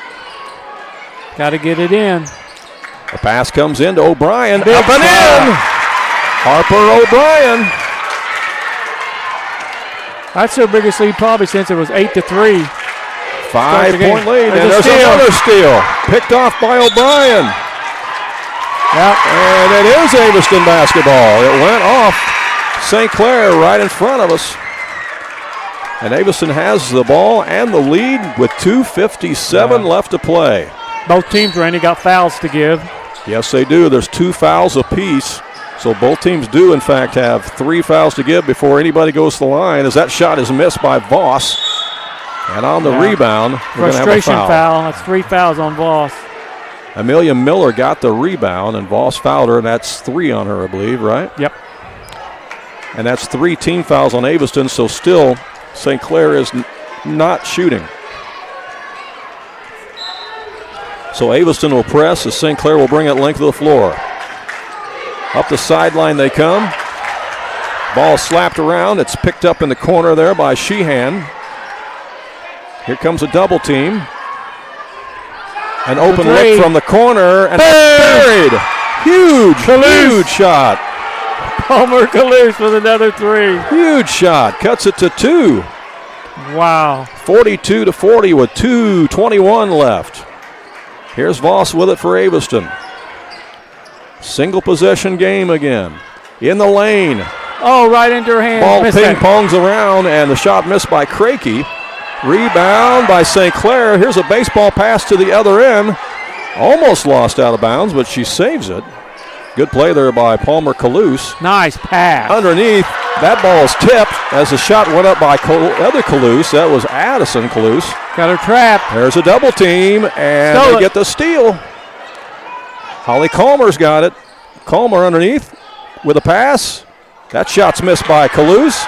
Back up again, no good. And this time we got a foul on the back. Yeah, on the floor. And that's going to be on Livy Jackson, I think. Yeah, her second. Stops the clock with 1:38 left. 2-point ball game. Anybody getting nervous out there? Along the sideline, there's contact, and that's going to be offensive foul. She led with the shoulder. You did. And good defense there by Harper O'Brien. 3 She fouls. held her ground. She had defensive position. She held her ground. The shoulder was clearly lowered, and contact was made. 3 fouls on Miller. Aviston with the lead and the basketball. 1:27 left. Kendall Voss brings it across. Trying to finish this thing out if they can. Big possession here. You know, they really don't need to take any bad shots here. No. Definitely got to take care of the basketball. Here comes the They're going trap. to chase her. You know, again, they've got fouls to give. Yeah, that's 3 fouls on Holly Comer. So 2 more fouls before they send Aviston to the line. 68 seconds left now. Actually, 1 more foul. That was team foul number 4. So the next foul that they commit will send Aviston to the line, either team, because there's 4 team fouls on both. We've got us a 2-point ball game with 68 seconds left to play. So it could come down to a free throw shooting contest. Easily could. We'll back with more here from Rend Lake College in a moment. At Ohana Heating and Air, we treat you like family, because to us, you are. Whether it's keeping your home cozy during the winter or cool in the summer, Ohana's team is here to provide top-notch service every time. With expert technicians, affordable pricing, and a commitment to your comfort, we make sure your HVA system runs like new. Ohana Heating and Air, where quality meets care. Call today for your free estimate at 472-4738. And be sure to mention that ad and get $30 off your service call at Ohana Heating and Air. All right, coming back to live action, it's Aviston basketball. They have the 2-point lead here with 68 seconds left to play. Our second semifinal coming up right after this is Goreville against Smithton. We'll have that one for you, too, right here on the same feed. You don't have to change anything. You don't have to log out or nothing. It's all right here. We'll just keep going, all right? There will be a little break in between, of course. But we'll stay right here on the same feed. That's a traveling violation, Yep. Harper O'Brien was trying to get the pass over to a teammate, and she took an extra step, unfortunately, for Aviston. I like the idea of running clock, but that's the risk you take turning the ball over. Yeah, that is the risk you take. Aviston will press as St. Clair has the basketball. Down 2, 55 seconds left as that ball is kicked. Yep. Kicked by Aviston. Boy, that was close. Real close. Here's a pass. Comes into Coluce. Now up the court. It goes to Orell, and that's knocked out of bounds by Aviston. It'll stay with St. Clair with 47 seconds left. Pass in the corner to Coluce. Won't go. It's too strong. Picked up by O'Brien. O'Brien with a big rebound. Throws it ahead, but then it's intercepted. Turned it over. Picked off by Comer. She takes it all the way and scores. Holly Comer has tied this game with 31 seconds left. Aviston with the basketball. Got to take care of it as Jackson has it. Jackson gets it across to O'Brien. O'Brien down to Voss. Voss in the lane. She gets fouled. Yep. Voss will go to the line with 19 seconds left. Kendall Voss has been driving to the basket with a vengeance here in this second half, and she draws a foul, and she'll be shooting some big free throws here. Cecilia Worrell, her second. Missed the free throw. Little strong. Again, 19 seconds left. Plenty of time for St. Clair to take the ball to the other end, whether she makes it or not. These girls are wore out, man, from both sides. They have played hard. They have played their hearts out. Second one is good. Aviston has the lead. Timeout on the court. We're going to leave it right here. Wow, what a basketball game. You couldn't ask for anything better than this. No, this has been, wow. I don't know, maybe the most exciting game we've done all year. Yeah, that's one of them. It ranks up there for sure. You know, the second game tonight's going to have a hard time living up to this billing. Oh, man. It is. I mean, the third place game is going to be a good game, I tell you. Well, yeah. There's 4 quality basketball teams. Yeah, you got some quality basketball being played here, and the effort is just 100%. And again, I can't emphasize enough how important these bench players have been for both teams tonight. I mean, these bench players have come off the bench and have done extremely well for both teams tonight. Yeah, you should see this scorebook, man. Yeah. Got marks everywhere. Yeah, you've got ink all over the place. Top to bottom. Yeah, I mean, everybody's contributing. They really have been, not only in the scoring column, but with their defense, their ball handling, their rebounds. I mean, they've been getting after it, playing very, very hard. Not one girl is fouled out of this game. Not one girl has 4 personal fouls for either team. There's about 6 or 8 of them that have 3 fouls, but nobody has 4. All right. St. Clair has the basketball, down by 1 with 19 seconds left to play. She can run the baseline here. Yes, she can. Aviston picks them up full court as the pass comes in to Kalous. Kalous brings it up against Voss. Falls down. We got a jump ball right at midcourt. Possession arrow gives it to Aviston. All right. Aviston has the ball with 13.9 seconds left. I've got an injured player. That might be Crakey again. Yeah. I think it is. I think it's Reese Crakey, whatever it was that bothered her the first time. I think she's having some of that same kind of back pain or shoulder pain. Back spasms, I believe. Yeah. She's struggling to get off the floor, and we'll just pan the camera away from her a little bit here. Got a timeout. Do we have timeout? Yeah. Yeah, we do have timeout. Okay. Eau Claire, St. Clair, not Eau Claire. I started to say Eau Claire of St. Fallon. All right. So, if you are Aviston, obviously you have to get the ball inbounds here, Ron, and then you have to take care of it for 13 seconds. Yeah, I think if they do get it inbounds, I think St. Clair will foul. St. Clair will foul. Yeah. The question is, who do you foul? Let's talk about the shooters that Aviston's had at the line. How about Kimball Voss? How's she doing at the line? If they foul her, because they're going to try to get the ball to her. How's she doing at the line tonight? Well, she's 4 out of 8, so it's a 50%. 50-50 shot. Okay. Yeah. And who else? Harper O'Brien has already made 2 free throws in this fourth quarter. That's important. Yeah. She's done pretty well. So those 2 have shot the most free throws tonight. Yeah. Actually, Harper O'Brien's 5 out of 7 from the free throw line. So. All right. Well, let's see if Aviston can get it in, and if they do, let's see if the Lady Knights foul. Obviously, St. Clair wants to go for the steal here. Triggering it in will be Harper O'Brien for the Lady Eagles.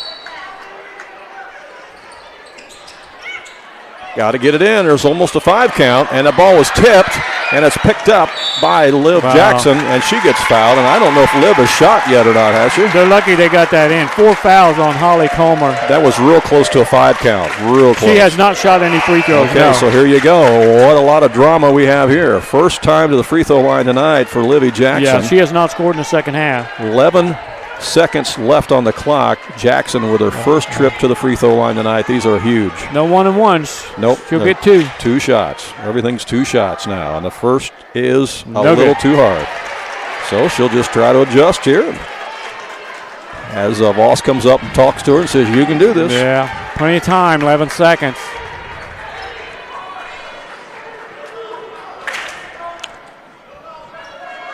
Livy Jackson got the second one. 2-point game.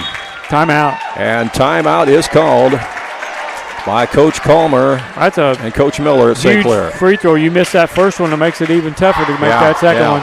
But since she missed that first one long, she knew she just had to let a little bit off of it, and she did, and she put it right in. So 1 for 2. So it's a 2-point game. St. Clair will have the basketball length of the floor with 11 seconds left. And even though this is a larger college floor, 11 seconds is plenty of time to get plenty of time. And get a shot off. Yeah, especially the way these 2 teams get up and down the floor. Yeah. Man. Yeah, they've been getting up and down the floor quickly tonight. But you know that Aviston's going to bring the pressure defense. They're going to look for a trap.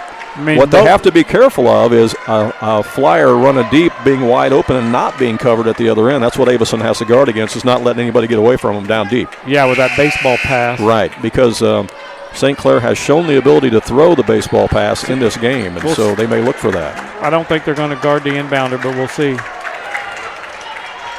They'll be able to run the baseline because it's after a made basket. Right. That helps. Lots of drama here in this Class M semifinal. This has been a great basketball game. They are going to guard the inbounder. Let's see what happens. Again, 11 seconds left. They get it in. They got it in. To Worrell. Worrell throws it ahead.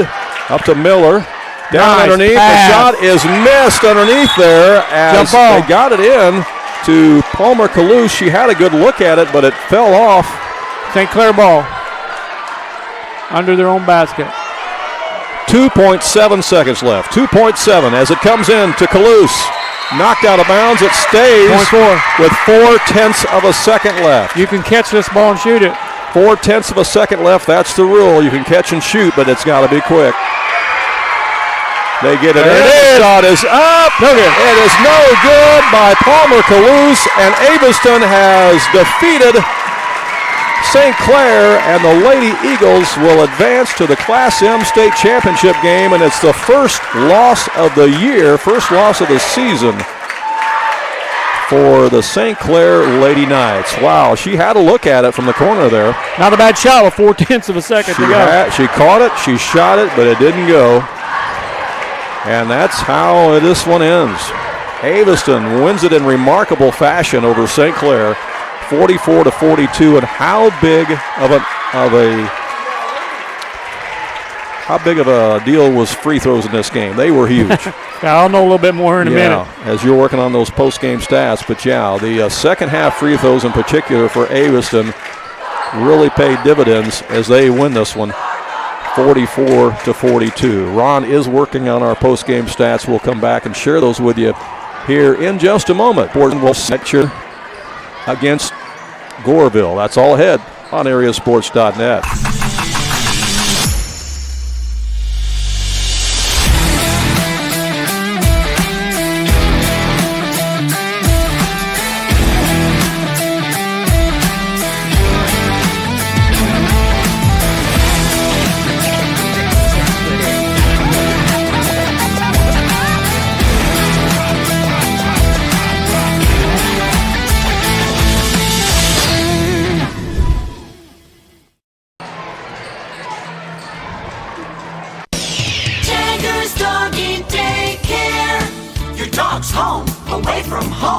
Are you going on a vacation soon, or perhaps a weekend getaway? Jaggers Doggy Daycare in Mount Vernon is your dog's home away from home, featuring an outside turf playground that your dog is going to love. And if your dog needs grooming or obedience training while it's here, we can handle that too. In fact, we've even got a presidential suite with flat screen TV and ceramic tile. Check it out on our website. Jaggers Doggy Daycare. Andrea Baker, the broker owner at King City Property Brokers, is a proud graduate of Weber High School, and she's actually a member of their Hall of Fame. Andrea is happy to sponsor this game and cheer on the local teams. At King City Property Brokers, Andrea and all of the realtors there are happy to help you with your real estate needs, whether you are a buyer or a seller. Visit their new location on Salem Road in Mount Vernon, or visit their website to see many residential homes, acreage, or commercial properties that they have listed. You can call them at area code 618-316-7331.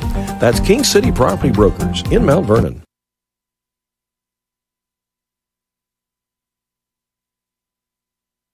King City RV in Mount Vernon is your one-stop shop for maintenance and repair of your RV. Whether it's a bumper camper, fifth wheel, or motorhome, Bill Schulte and the staff at King City RV can help you. They provide winterizing of your RV, washing and waxing services, service work on brakes and tires, repair or replace awnings, service work on your slide-outs, and much more. They even repair and clean horse trailers at King City RV, 801 Dogwood Drive on the south edge of Mount Vernon. Call area code 618-731-6185 for King City RV. All right, back here at Ren Lake College. Ron, you want to run through those stats real quick, and then we'll get ready for our second semifinal tonight. O'Fallon drops to 23-1. They're playing that third-place game. They committed 21 fouls in this game. They shot 6 out of 14 from the free throw line, and they were led in scoring by their point guard, Holly Comer, with 16 points. Carson Sheehan had 2 points. Amelia Miller had 9. Addison Kalous with 3. Reagan Souter had 1. Cecilia Worrell had 3 points, and Palmer Kalous had 8 points for a total of 42. For the victorious Aviston Ball Club, they had 3 players in double figures. They committed 17 personal fouls. They were 15 out of 29 from the free throw line. 15 out of 29. Leading scorer was their point guard as well, Kendall Voss, who had 14 points, followed closely by Harper O'Brien with 13.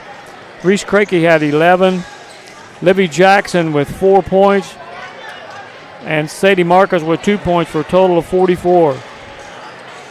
And so Aviston moves to 21-4, and they move into the championship game. All right, well, we're going to take just a short break. We'll be right back on the air with you here in a few minutes for the second semifinal tonight between Smithton and Goreville, right here on AreaSports.net.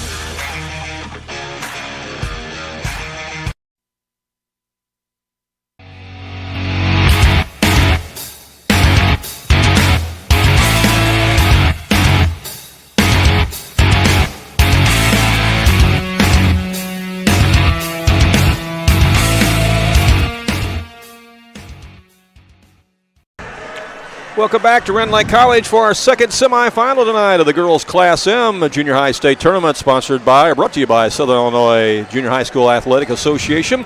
And in this semifinal, it's the defending Class M state champion Smithton team going up against the Goreville Lady Black Cats. Smithton is the Cougars, of course, and they are coached by Scott Spinner and John Muth. I hope that's how you say the last name. I didn't check that. I hope I'm right. But the Smithton Cougars, not only the defending state champs, run. They come in with a record of 25-2 on the season. And Goreville comes in with a record of 26-4. So the winner of this game is going to get Aviston in the championship game on Friday night. What a game we just saw. Oh, man. Yeah, my head's still spinning from that time. Man, Aviston 44-42 over undefeated St. Clair in a barn burner deluxe. Yeah, I mean, what was the biggest lead in that game? I mean, 5 or 6 points. That's it. That's all For it was either for either team. And both teams did lead back and forth. You see Goreville at that end. We just saw Smithton a moment ago. We're just a short moment away from being the starting lineups and getting started with this one. A lot of fine people from Smithton making this broadcast possible tonight. And take a look. Tonight's broadcast is made possible by Pete's Hard Stop in Smithton, Illinois, where everybody is rooting on the Cougars. That's Pete's Hard Stop in Smithton. This basketball game broadcast also brought to you by country financial agent Derek Blaha, located in Smithton, where he says, "Go Cougars." Country Financial in Smithton with Derek Blaha. And the broadcast also made possible by the Tailgate in Smithton, where they may be having a watch party going on right now. Go Cougars from everyone at the Tailgate.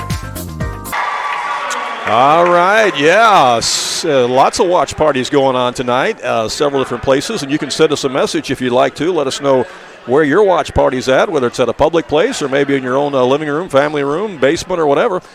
Get on our Facebook page, AreaSports.net on Facebook. Jump on Messenger there and send us a message. Let us know where you're watching from and who you are rooting for. We'd love to hear from you.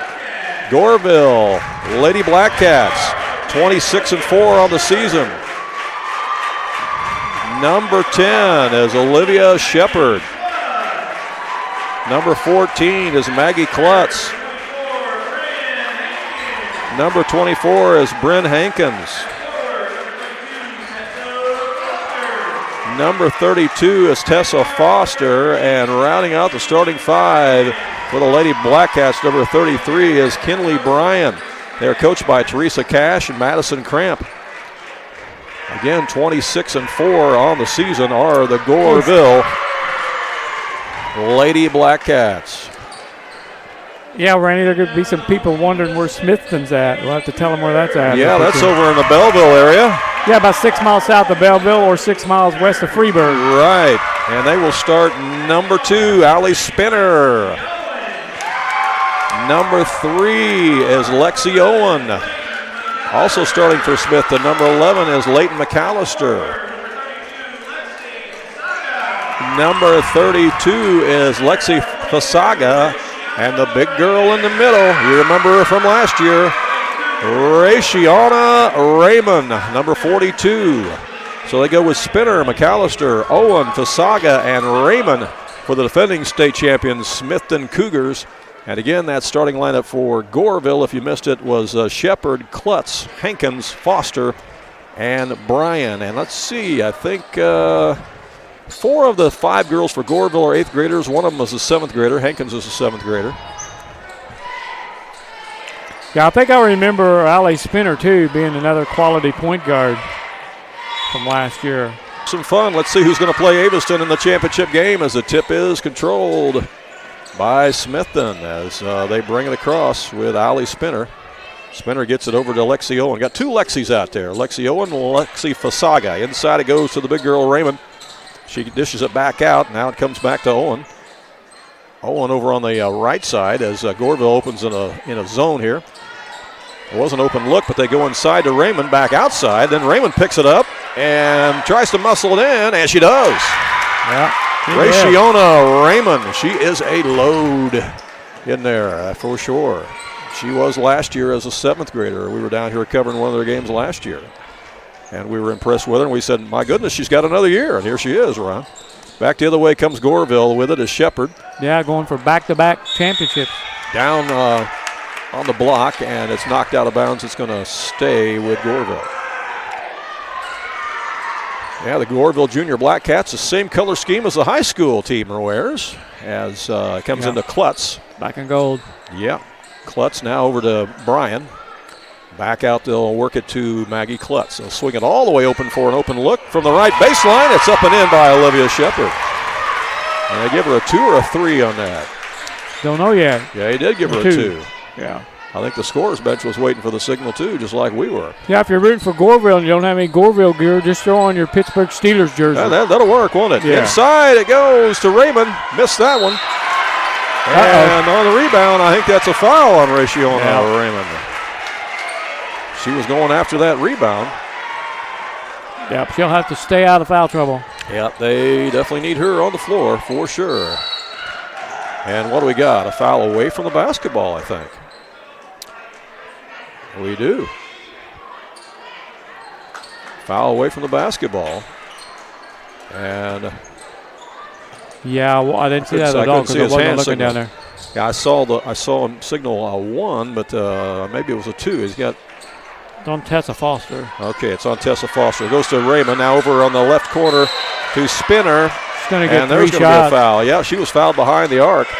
Yeah, she's going to get 3 shots. Allie Spinner will go to the line. 3 of them, you're right. For Smithton, Spinner is a 7th grader. Owen is a 7th grader.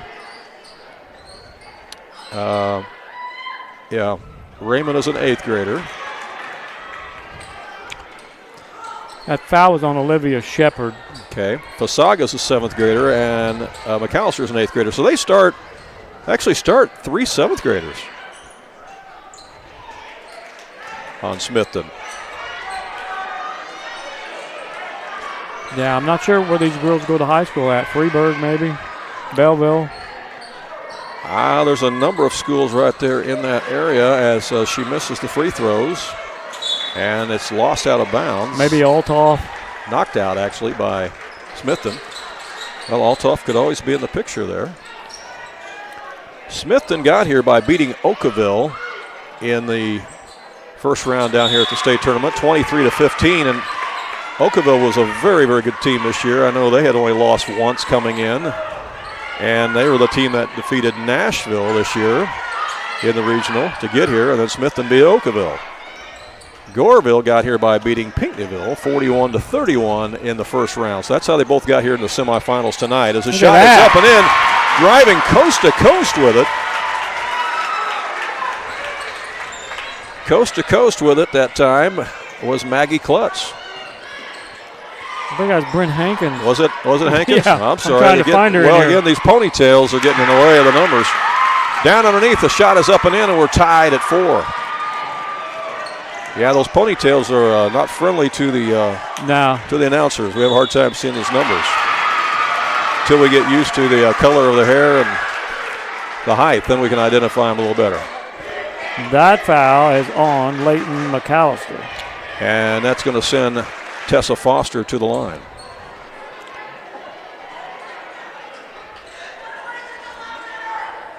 We had a high-energy game in our first semifinal tonight, that's for sure, between Aviston and St. Clair. We'll see if this game can match that same intensity. Aviston awaits the winner of the championship game. St. Clair will play the loser of this game in 3rd place. That's a violation. Yeah, somebody stepped in. They caught it. Yep, they caught it. See, you called it from up here. Yeah. These 30-year-old veteran refs, you guys just never lose your mojo, do you? This is the old 3 to make 2 they used to have in the NBA. Yeah, I remember that. Yeah, 3 to make 2. Here we go. That. Now you're really dating yourself when you say that. That one's off the mark, but the rebound is saved from going out of bounds. Who's got it? That's going to be a jump ball. Possession arrow will give it to Smithton.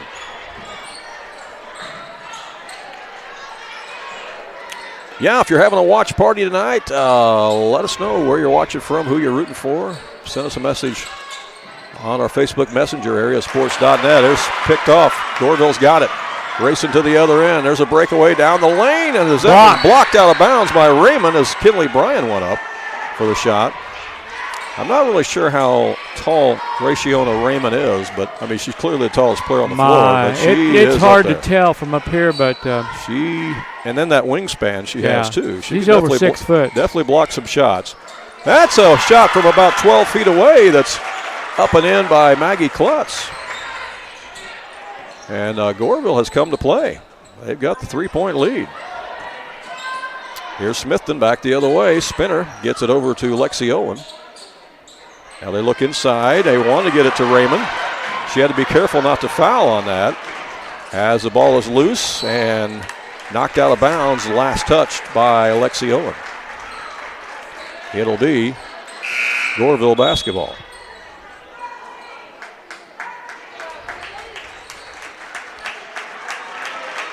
Yeah, let's hear from Smithton fans out there, and let's hear from some Goreville fans out there. Send us a message. Let us know where you're watching from, and if you're having a big watching party somewhere, tell us about it. Shot is up and in by Maggie Klutz. Klutz gives Goreville a 5-point lead. Again, Smithton is the defending Class M champions. Here's an open look from the left corner pocket. That won't go by Spinner. And ball goes out of bounds, but it's last touched by Goreville. It'll stay with the Lady Cougars.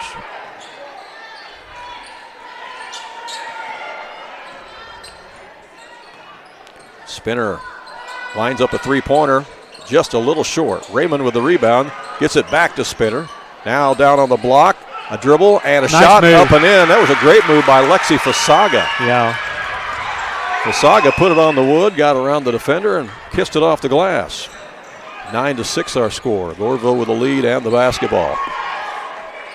Maggie Klutz, she has it. Takes it in the paint, puts up the shot. That was blocked. Raymond has the rebound. Out to Spinner. Spinner brings it up for Smithton.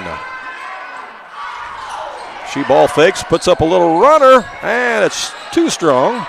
Back up by Raymond, up and in, and she's fouled. Chance for the old-fashioned three-point play. She is so dangerous on that offensive glass.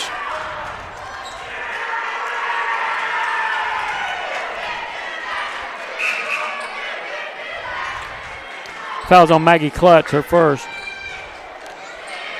John wrote in to us, and he says, hey, we're watching the Smithton-Goreville game live at the tailgate in Smithton. All right. All right. Everything's happening at the tailgate tonight. Good to have you along, John, and hello to everybody else out there enjoying it. As that free throw is in and out. No good by Raymond. That ball ping-pongs around. Who wants it? Picked up by Goreville. Bringing it up is Maggie Klutz. She's been on fire here in the first quarter for Goreville.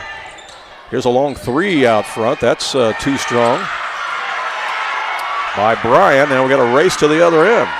Smithton with a shot up and in by Leighton McAllister. Nice pass, nice shot. Smithton takes the lead 10-9 on the bucket by McAllister. 2:32 to play here in the opening quarter. Goreville quickly back the other way. Here's an open look from the right corner. That's short. Rebound Goreville. Back up again. That's no good by Klutz. And it's thrown ahead. Smithton's got a breakaway. Here's Spinner with it.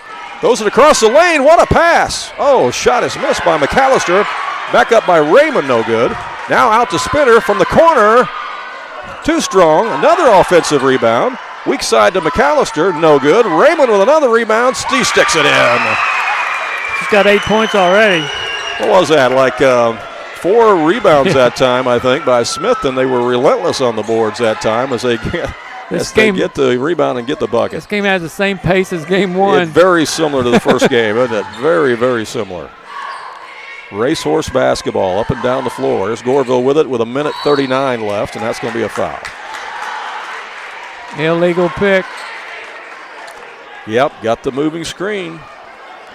They were looking for that and called it the first time, a couple times in the first game, and they are here. That's 2 on Olivia Shepard. Keith Webb sent us a message and said, "Go Lady Black Cats." Who did? Keith Webb. Okay, I thought you said Steve Webb. He's here. I just shook his hand. Okay, no, Keith Webb. Keith Webb's watching. Steve's here in person, Steve Webb. Goreville with the basketball, length of the floor as the pass comes in to Bryn Hankins. 1:25 left. Hankins across the timeline, knocked out of bounds by Spinner.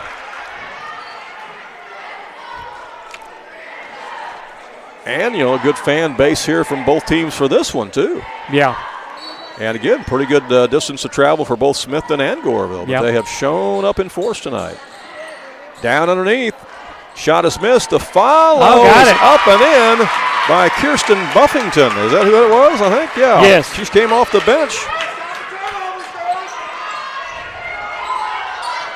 And the boys' high school team has a Buffington that plays big in the lane, too. Yeah. Probably some relation there. Travel. Good And call. it is a turnover. It's a turnover back to Goreville with 58 seconds left. Little bunny hop of both feet there before he put the ball to the floor. Stolen, and the shot is up and Nice. in. Picked off by Fasaga. Fasaga just swiped that one and took it strong to the glass. 3-point lead by Smithton. 45 seconds left in the quarter. Goreville has it down the lane. The shot rattles out. And rebound by McAllister. Jump ball. And jump ball is going to give it to Goreville with 39 seconds left.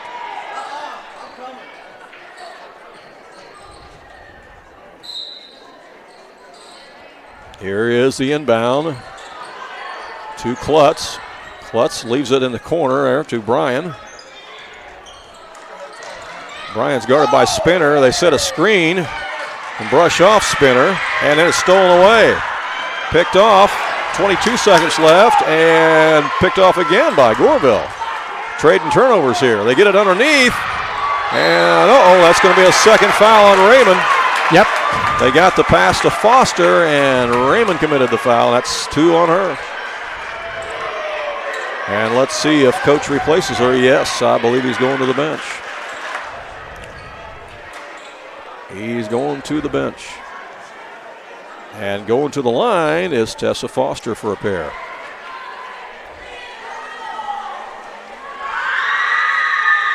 Missed it. And checking in the game is number 23. That is Vivian Kerr. Vivian Kerr checking in for Smithton, replacing Raciona Raymond, who has 2 personal fouls. Second one is good. Nope, they wave it off. She stepped over the line. It's no good. It would have been good, but it's not. Oh, naturally, after I already put it in the book again. You were anticipating, huh? Yeah, I'm using ink over here. I need to switch to pencil. All right, here they break the press. Long pass down underneath, and shot is up and in by Alexi Fasaga. Fasaga with the bucket, and Good. Nope. that gives them a 5-point lead. Thank you. 5-point lead for Smithton as we end the first quarter play. We had somebody in our camera range there for just a moment, but they backed off, so it's all right. No harm done. We're good. All right. After one quarter play, it is 16-11. Smithton, the good people from Smithton are bringing us the broadcast tonight. But before we tell you who they are, we want you to see the Lady Cougar cheerleaders here, all right?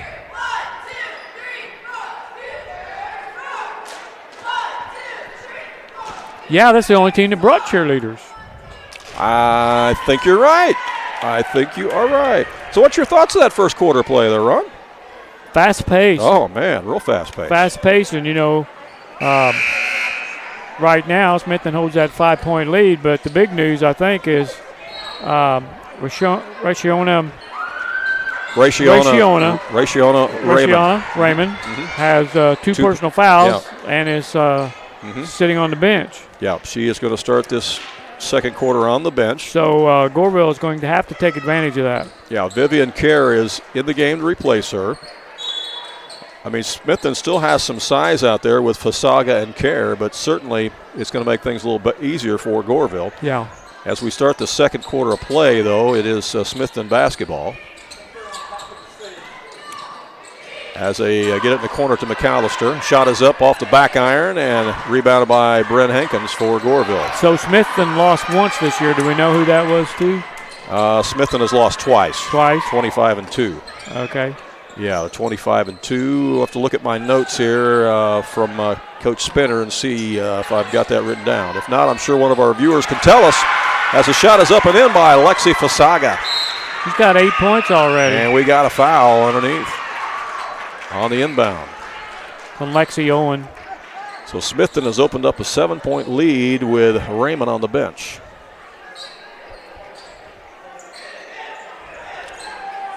If you just joined us, Aviston beat undefeated St. Clare in a barn burner 44-42 that literally went down to the last second.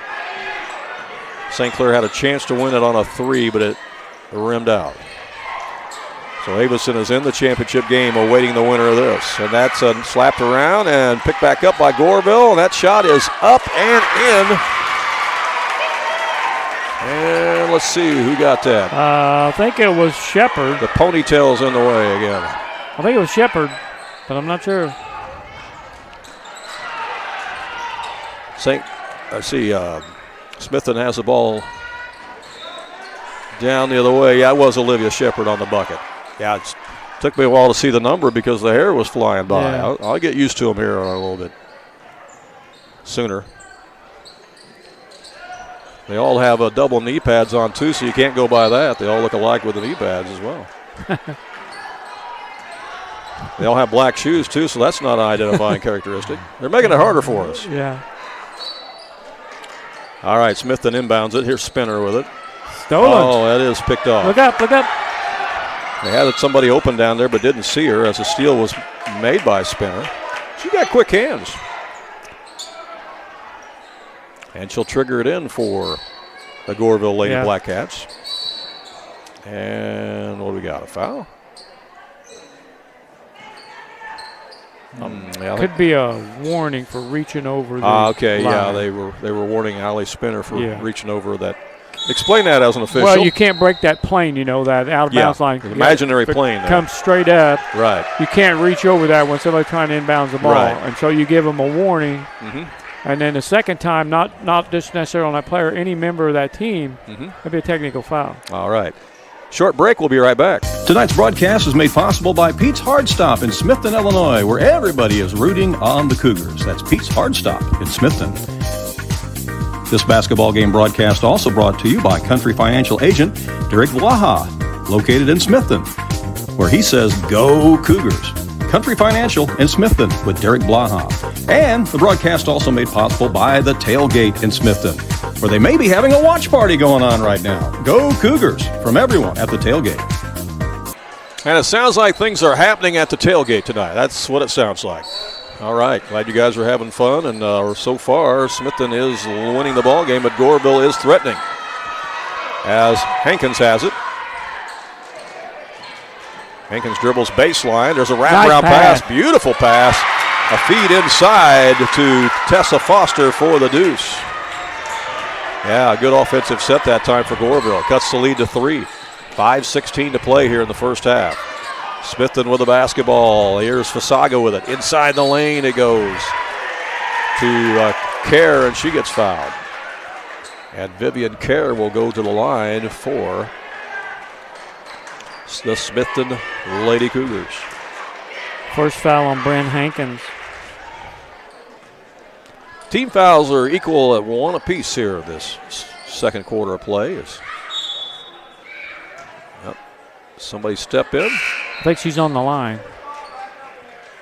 Maybe her toe was on the free throw line when she shot the free throw. Back up a little bit here. Kinley Bryan back in the game for Goreville, number 33. You see her in the free throw lane there. Second one on the way here by Vivian Clare. That is in and out and back in again. Got the kind bounce that time. Yeah, this Smithton team is holding their own without Raymond in there. They are. Again, they are the defending Class M champions, but they have started 3 7th graders tonight. Yeah, that bodes well for the future. They're just trying to rinse and repeat here, aren't they? That's a miss by Goreville. Spinner has the basketball. She comes out on the dribble. She is going to take it all the way down. Misses it. Back up. No good by Clare. And Spinner chases it down again. Boy, she's all over the place, isn't she? She's a gym rat, too. Yeah, you can tell. She's hustling. She's a baller. Yeah, for sure. Left side they go. Here's a jumper that's no good by Fasaga. And on the rebound, we got a foul called. I think that's on McAllister. It's on Leighton McAllister, I her believe. second. Yeah. So that'll be 2 team fouls on Smithton this quarter as well. 4:26 left in the first half. Get it in. Almost a 5 count, and it is. It's a turnover. So that's going to give Smithton the ball out of bounds underneath their own basket. As the 5 count was called, they couldn't get it in. Lady Cougars with a pass into Spinner, but she traveled. She knew what she wanted to do. She wanted to make a move to the basket, but she drug that pivot foot first before she put the basketball down on the floor. Here's a long pass. Goreville trying to get back behind the defense as Tessa Foster takes it down, and she gets fouled. I think that'll be on Vivian Keir. Again, we have not seen Raciona Raymond at all here in the second quarter. She's been on the bench with 2 personal fouls as Tessa Foster is at the line for Goreville.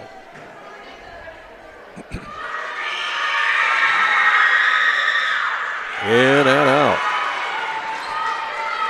This Goreville team, too, Randy, has only 4 losses, so they must have got beat by some pretty good basketball teams as well. I would say they probably have. If you are watching from Goreville or a Goreville Lady Black Cat fan, send us a message. Let us know who the 4 losses were by Goreville this year. Just get on the AreaSports.net Facebook page, click on Messenger there, and send us a message. Let us know who the 4 losses were to Goreville I this bet year. there's some Class L teams in that. Probably no doubt. Probably no doubt. List. Probably no doubt. We got great viewers out there.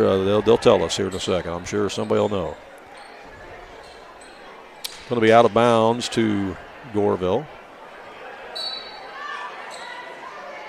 Nikki is watching from Goreville tonight. Good inbounds play. That was a nice bucket. Maggie Klutz with the bucket. Klutz cuts the lead to 2 with 4:07 left here in the first half. Smithton with the basketball. McAllister has it. To Spinner for 3. He got it. Nothing but the net. It's her first point. That was a high arching shot by Allie Spinner, but it was nothing but splash. And that is going to be carrying the basketball. A turnover will give it back to Smithton. Nikki says, wish I could be there in person to cheer on our team, but she's happy to be watching. So, Nikki, glad to have you on there. Watching with us tonight, cheering on your Goreville Lady Black Cats. They're down by 5 right now as Smithton has the basketball. As Spinner was almost open.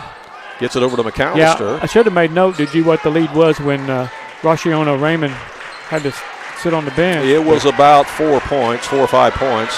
Spinner for 3 again. Nothing but nylon. She is heating up out there. They're not going to be able to leave her alone anymore in that situation, are they? 8-point lead for Smithton. 3:05 left. Down on the block they go. Out it comes to Hankin. She'll put up a 3. That rims out. Ball's loose, and jump ball is called. And possession arrow is going to give it to Smithton with 2:56 left. Yeah, again, if any of you Goreville viewers know who the 4 losses were by Goreville this year, or even some of them, send that to us. Join the conversation with us here. Lady Cougars have the basketball, leading it by 8. That's a steal by Goreville. Racing to the other end as Foster misses the shot, but there's a foul. Oh, that's off by Bryan. Chased down in the corner by Foster. Now a drive in the paint. And one. Up and in by Maggie Klutz. Klutz with a big bucket for Goreville. That cuts the lead back to 6. But 2:29 left here in the first half. Again, the winner of this game gets Aviston in the championship game Friday night. And we will not be here, unfortunately, for the championship game. I'm sorry, because we already had a commitment this Friday night to do the Waltonville at Marion Boys High School game. As undefeated Waltonville will be at Marion. That's will be a 1A team against a 3A team. A lot of interest in that one, and we will be there to bring that one. And Maggie Klutz is good on the free throw. That was on Lexi Owen. Yeah, Maggie Klutz completes the old-fashioned three-point play. She's got 9 points already. Yeah. All right, Diane is a big Goreville fan, and she has written into us.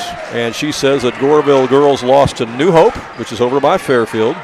That's a Class S team. They lost to Massac County. They lost to Heron, which I think are both L teams. Right. And they lost to Hamilton County, which is an L team. So 3 of their 4 losses were to Class L teams. There you go. Yeah. And so they've not lost to a Class M team. Right. That's right. It's true. We'll be right back. Tonight's broadcast is made possible by Pete's Hard Stop in Smithton, Illinois, where everybody is rooting on the Cougars. That's Pete's Hard Stop in Smithton. This basketball game broadcast also brought to you by Country Financial agent Derek Blaha, located in Smithton, where he says, "Go Cougars." Country Financial in Smithton with Derek Blaha. And the broadcast also made possible by the Tailgate in Smithton, where they may be having a watch party going on right now. Go Cougars from everyone at the Tailgate. All right. Well, we also got a message from Hannah, a Goreville fan, and she had the same answer of the same 4 teams that Goreville's lost to. So 3 of the 4 losses were to Class L teams. But you made a good point, Ron. They have not lost to anybody in Class M. Right.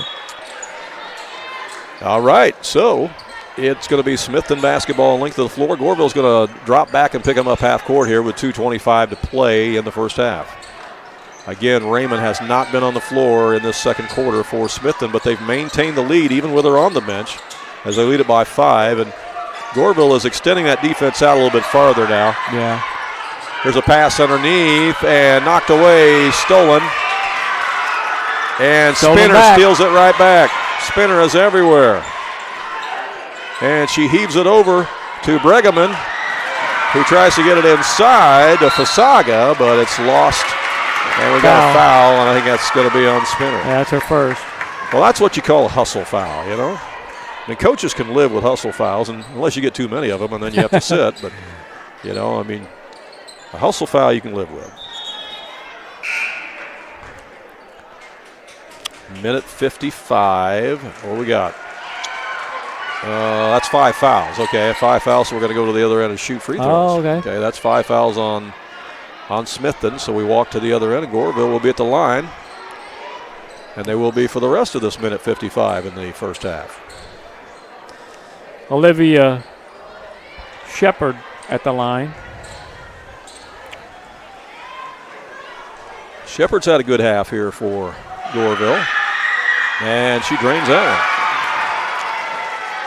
Well, you know, free throw shooting ended up being a big part of that first semifinal game tonight, and it may enter into play certainly in this game too, especially if it stays this close. Yeah, Aviston shot 29 free throws in that first game. Yeah. Got them both. Cuts the lead to 3. Spinner will bring it up for Smithton. Gets it ahead of McAllister, and McAllister traveled with it. Yeah. Turnover right back to Goreville. Minute 49 left.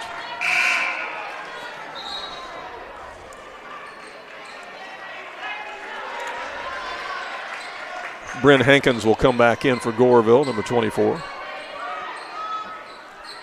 Also in the game for them right now is Rayleigh Kershaw.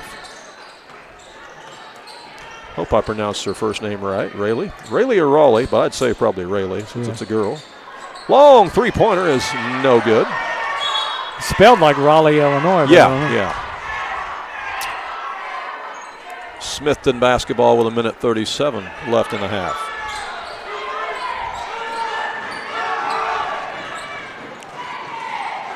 The boys' junior high teams are getting into regional play. A lot of those are taking place this week. So before you know it, the boys will be down there in the SIJHSAA junior high state tournament action. Yeah, there'll be basketball played here for the next 2 or 3 weeks. Oh, yeah, a lot of it. I think all the way up until about February 15th or so. Yeah. As that is a foul on the floor. I think they're calling out on the floor before the shot. Yeah, it turned out to be a good foul.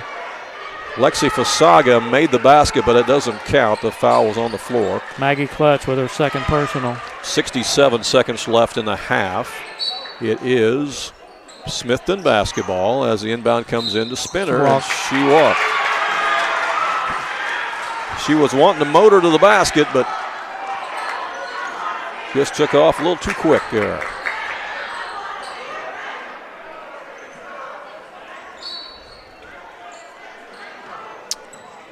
All right, you Smithton fans, send us some messages. Let us know where you're watching from, okay? Are you having watch parties at your home or in the basement? Are you at a public place? Shot from the elbow, that goes in. That's Maggie Klutz again. And Klutz has been clutch for Goreville here in this first half. She's in double figures. Yeah, big half. It's a 1-point game. Down underneath, shot is up and in, and the foul is called as Fasaga scores, and Fasaga kind of filling that role for Raymond now. I was just going to say that. I think she's making up for it. You know, she herself is pretty tall, and I'd say out of all the girls on the floor right now, Fasaga probably is the tallest girl out there, wouldn't you say so? Yeah, close to it. And John sent us a message and said, actually, it is pronounced as Raleigh, just like Raleigh, North Carolina. Okay, well, thank you. So Raleigh Kirchhoff for Goreville. As free throws missed, and on the back is going to be Vivian Kerr. Her second foul. That's a foul with 35 seconds left.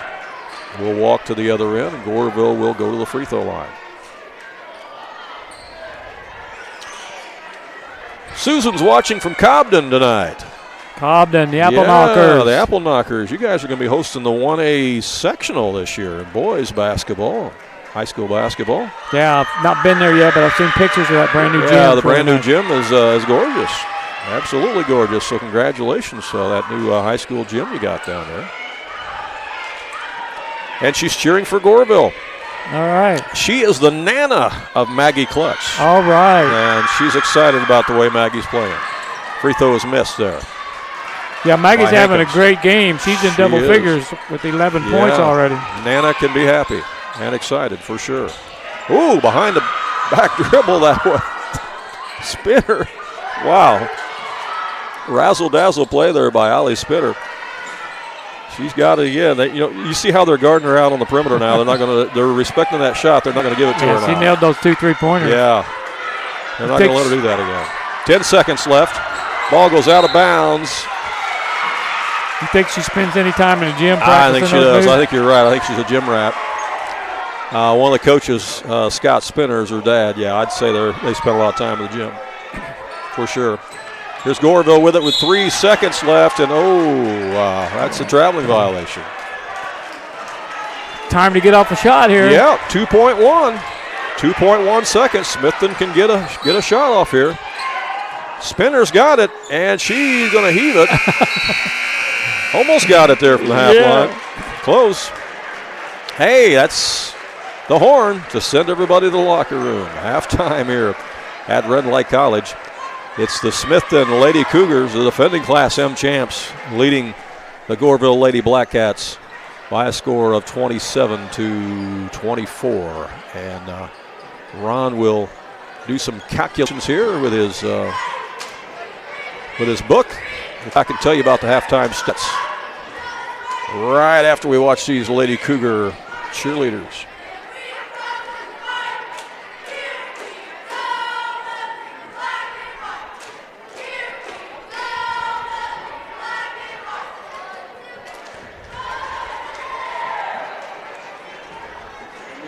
We'll step aside and be back. Jagger's Doggy Daycare. Your dog's home, away from home. Are you going on a vacation soon or perhaps a weekend getaway? Jagger's Doggy Daycare in Mount Vernon is your dog's home away from home, featuring an outside turf playground that your dog is going to love. And if your dog needs grooming or obedience training while it's here, we can handle that too. In fact, we've even got a presidential suite with flat screen TV and ceramic tile. Check it out on our website. Jagger's Doggy Daycare.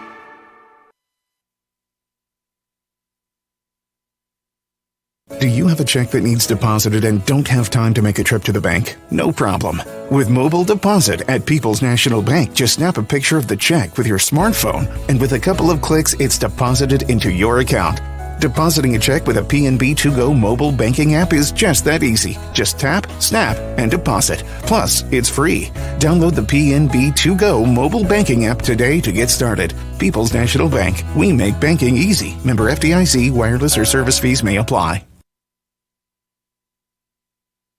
King City RV in Mount Vernon is your one-stop shop for maintenance and repair of your RV. Whether it's a bumper camper, fifth wheel, or motorhome, Bill Schulte and the staff at King City RV can help you. They provide winterizing of your RV, washing and waxing services, service work on brakes and tires, repair or replace awnings, service work on your slide outs, and much more. They even repair and clean horse trailers at King City RV, 801 Dogwood Drive on the south edge of Mount Vernon. Call area code 618-731-6185 for King City RV. When you are looking for an attorney who can give you honest and dependable advice, look no further than Olson & Reeves in Mount Vernon. At Olson & Reeves, they practice law in a variety of areas, including traffic tickets, personal injury, criminal law, as well as estate planning, wills, and probate. If you have a real estate transaction, Mount Vernon Title Company also resides inside Olson & Reeves, so you get sound legal advice. Olson & Reeves, attorneys at law, and Mount Vernon Title Company. For more information, call area code 618-316-7322. Hey, welcome back here to Rend Lake College. You see the halftime score. Smithton leads Goreville 27-24. And, you know, this game is kind of living up to the same pace and same billing as our first semifinal game tonight, Ron. A lot of similarities. A lot of similarities. If you just joined us, the first game was won by Aviston, 44-42. If you've been wanting to watch the archive of that game, you can't watch it yet because we've got this all on one feed tonight, all one file, all right? So once this game is over tonight, then the whole thing will be archived, and you'll be able to go back and watch one or both games in archive either on our website or on our YouTube channel. But glad to have everybody along tonight. Coach Todd Tripp from Goreville is here, the boys' high school coach. Stopped by the booth and said hi. And, his Goreville Black Cats boys team moved up a notch in the latest Nesto Hoop rankings today. It's getting kind of clogged there at the top, isn't it? He's got a good thing going on down there at Goreville. Oh, yeah. He built quite a program. And I believe they're hosting a regional again this year, so the regional's got to go through Goreville for any boy high school team in that area. But now you got Goreville, Waltonville, and Meridian all in the top 8 now of boys Class 1A. So those latest rankings, of course, are posted right there on our Facebook page, AreaSports.net, if you want to take a look at them, as well as those 2A rankings. And I'll get the 3A and the 4A rankings up there later tonight. I just didn't have time because we had to get ready to come down here. But so what do you got there for us stat-wise in the first half? 5 players made a scoring column for Goreville. They committed 7 personal fouls as a team. They only shot 4 out of 10 free throws. That's 40% in that first half. Another similarity in there with that first game. They had one double-figure scorer, and that's Maggie Klutz. She has 11 points. Olivia Shepard has 6 points. Kirsten Buffington has 2 points. Tessa Foster has 3 points. And Bryn Hankins has 2 points for a total of 24. For the once-beaten Smithton Cougars, they also had 5 players break the scoring column. They committed 9 personal fouls, and they too having their problems from the free throw line. They were 1 out of 6 on free throws. They had one double-figure scorer in Lexi Fasaga with 10. Rashiona Raymond had 8 points, even though she spent a great deal of time on the bench the entire second quarter even. 6 points for Allie Spinner on 2 3-pointers. Leighton McAllister has 2 points. And Vivian Kerr has 1 point for a total of 27. So, again, we never saw Rashiona Raymond on the floor at all in that second quarter because she picked up that second foul in the first quarter. Right, she had 8 points in that first quarter and then had to sit out the entire second. Right, but we're going to see her here in the second half. And, amazingly, Smithton was able to hold on to the lead. Goreville came back and, tied it, I think, and got within 1 point at least. And but now it's a 3-point game here at halftime. Yeah, I got the impression that this Smithton team is ready and prepared, and they've had to play without her before, with her being in foul trouble. Yeah, and they really didn't miss a beat. You gotta give kudos to a couple of girls that really stepped up there in her place. Especially Lexi Fasaga. I mean, she was stepping up big there in the paint when she went down. Hey, I want to send a shout out to Gary watching from Mena, Arkansas. He says that Bryn Hawkins is his great niece. So, awesome. All right. So he's rooting for the Lady Black Cats tonight. We got people from both schools, both teams. Maggie Klutz scored her 500th career point this year, according to James. So we were talking about how Klutz was clutch for Goreville there, particularly in that second quarter. So she's won over 500 career points this year, so congratulations to her. Yeah, she had a 7-point second quarter, has lead all scorers actually from both teams with 11 points. Yeah. All right. Well, again, the winner of this game gets Aviston in the championship, and the loser will play St. Clare in the third place game. Those games will both be played here on Friday night at Rend Lake College. Yeah, Smithton trying to repeat. Yes, they are. Yes, they are. We will take a short break and be back with more right here on AreaSports.net. Tonight's broadcast is made possible by Pete's Hard Stop in Smithton, Illinois, where everybody is rooting on the Cougars. That's Pete's Hard Stop in Smithton. This basketball game broadcast also brought to you by Country Financial Agent Derek Blaha, located in Smithton, where he says, "Go Cougars." Country Financial in Smithton with Derek Blaha. And the broadcast also made possible by the Tailgate in Smithton, where they may be having a watch party going on right now. Go Cougars from everyone at the Tailgate.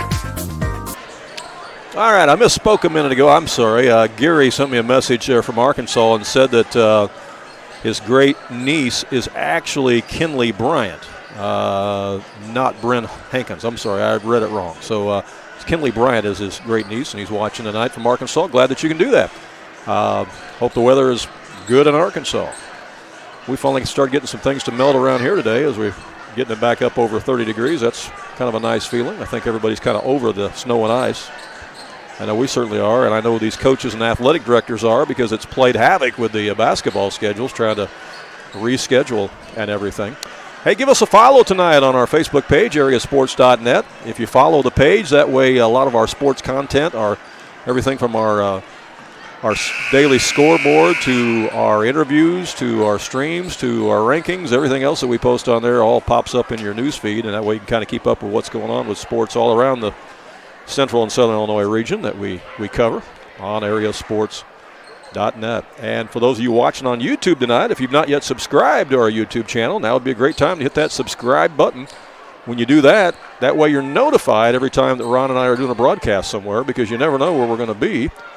Hence the name AreaSports.net. You never know who we're going to cover, where we're going to be. We just kind of pick out the best matchups and most interesting games in the region, whether that be junior high, high school, or whatever. So if you want to know where we're going to be and who we're streaming, who we're covering, subscribe at AreaSports.net on our YouTube channel. It's absolutely free to subscribe. It's almost the same thing as following. I just call it something different. And that way you are notified when we do a broadcast. Goreville's got the ball first to start the second half. And there is a loose ball picked up by Raciona Raymond, and she is out there to start the second half, Ron. Yeah, I figured she would be. Spinner's got the ball in the front court for Smithton. They go inside nice to Raymond. Pass. She dumps it down underneath as they collapsed on her, and she gave it to Fasaga, and Fasaga put it in. And boy, nice assist that time by Raymond. Yeah, 12 points for Fasaga. I'd say they've done that before. She drew the triple team, and she dumped it off to Fasaga for the easy deuce. Goreville bringing the ball up again. Stolen. As it was picked off. Klutz had it taken away from her. Spinner's got it. Back to Spinner. She'll line up a three. Look out. Off the back iron. And, last touch by Goreville out of bounds. It'll be Smithton basketball. Teams always change ends, of course, second half, and so Smithton's going to the far end, and here comes Goreville back the other way. And that's knocked out of bounds by Spinner. Going to stay with Goreville.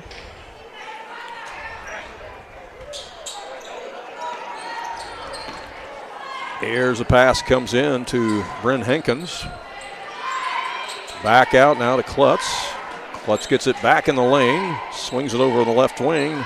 No shot there. Here's Kinley Bryan with it. Boy, they are leaving Tessa Foster wide open in the corner, daring her to shoot it. Back out it comes to Klutz, and it's stolen by Spinner. She's everywhere. Allie Spinner gets it ahead to McAllister. Inside to Raymond, and there's another bucket. She's in double figures with 10. That's hard to stop. Yeah, when she catches it that deep, it's really hard to stop her. Really hard. She is just so much taller than everybody else out there. I think that's fouls on Spinner. Which is a key reason why Smithton won the Class M state championship last year. And here they are trying to repeat. This equals their biggest lead of the game at 7 points. Actually, they called it on Posaga. Okay. And timeout is called by Goreville. Again, Goreville coached by Teresa Cash and Madison Cramp, and Coach Cash calls timeout, wants to talk things over here just a little bit. So we'll take a break and grab us a bottled water right after this. At Ohana Heating and Air, we treat you like family, because to us, you are. Whether it's keeping your home cozy during the winter or cool in the summer, Ohana's team is here to provide top-notch service every time. With expert technicians, affordable pricing, and a commitment to your comfort, we make sure your HVAC system runs like new. Ohana Heating and Air, where quality meets care. Call today for your free estimate at 472-4738. Back to live action. Goreville will have the basketball out of bounds.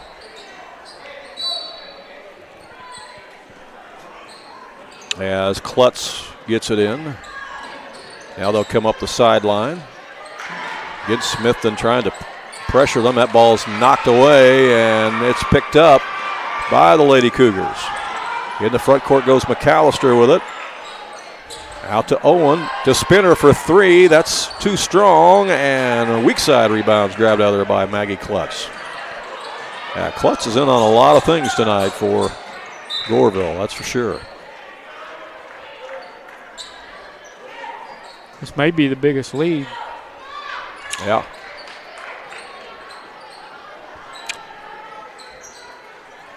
Yeah, it equals their biggest lead, yep. Pass comes in to Kinley Bryan. Now they'll get it out to the top again to Klutz. Bryan.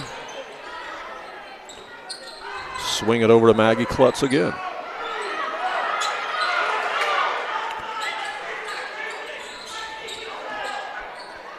They had Tessa Foster there in the short corner. Foster's got it again. That shot's open for Foster if she wants it. Instead, they take that shot from the wing, and it won't go, and it's a rebound to Smithton. Spinner's going to bring it up. They throw it ahead. Long pass down to McAllister. Inside the paint, and it's banked in by Raciona Raymond. She knows how to finish when she gets the ball down there. Well, she knows how to use the glass. You got to be impressed with that. And that's lost out of bounds by Goreville. Yeah, she's using that window. Into the game for Goreville is Jayla Klein, number 3, seeing her first action. She's another 8th grader for the Lady Black Cats. Here's the inbound. From the baseline, Lexi Owen misses the shot. Goreville's got the rebound, and they got numbers to the other end. Can they convert? Shot is a little too strong, but the foul is going to be called. Good sportsmanship there. And Goreville will go to the line. And is that Shepard? Olivia Shepard at the line? I can't see her name from the ponytail. I think it is. I think it is Shepard, yeah. Yeah, those ponytails have been giving us some problems all night, covering up those numbers. You know, back in your dead ringer rock and roll days, you had hair like that. You had long hair, right? Yeah, I almost had a ponytail. Yeah, I never had hair that long. I had an afro one time, but I never had hair that long. No. Of course, I wasn't in dead ringer either like you were.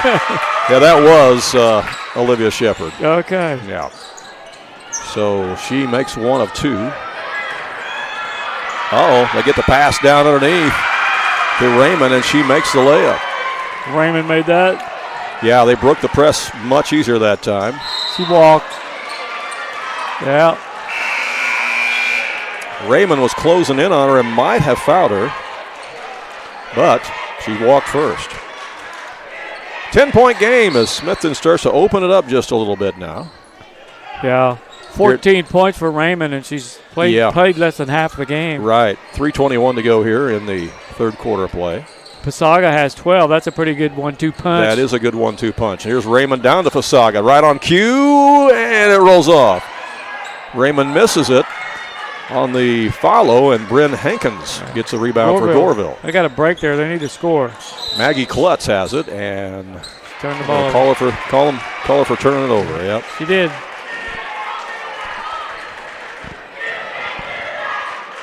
Tater, Jace, and Shauna are cheering on the Cougars tonight. So I hope you three are having fun. Looking good for all the Cougar fans right now. But Goreville's got something to say about that as they come back down.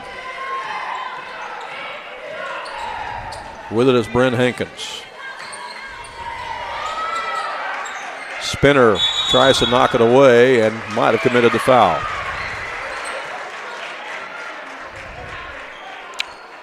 That's 3 on Spinner. Yeah,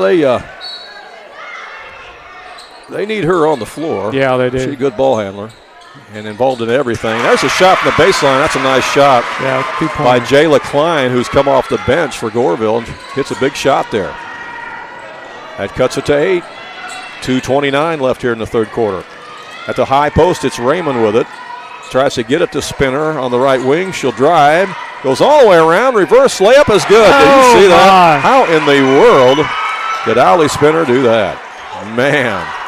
She went in the tall timber that time and somehow got it up on the opposite side and scored. Foul on Saga. That was impressive. 10-point lead for Smithton. And the foul on Fasaga is her second. And that's 4 team fouls on Smithton here in the third quarter. Out of bounds to Goreville. They'll shoot on the next one. That's tipped by Raymond. That's something else she does, is tip passes.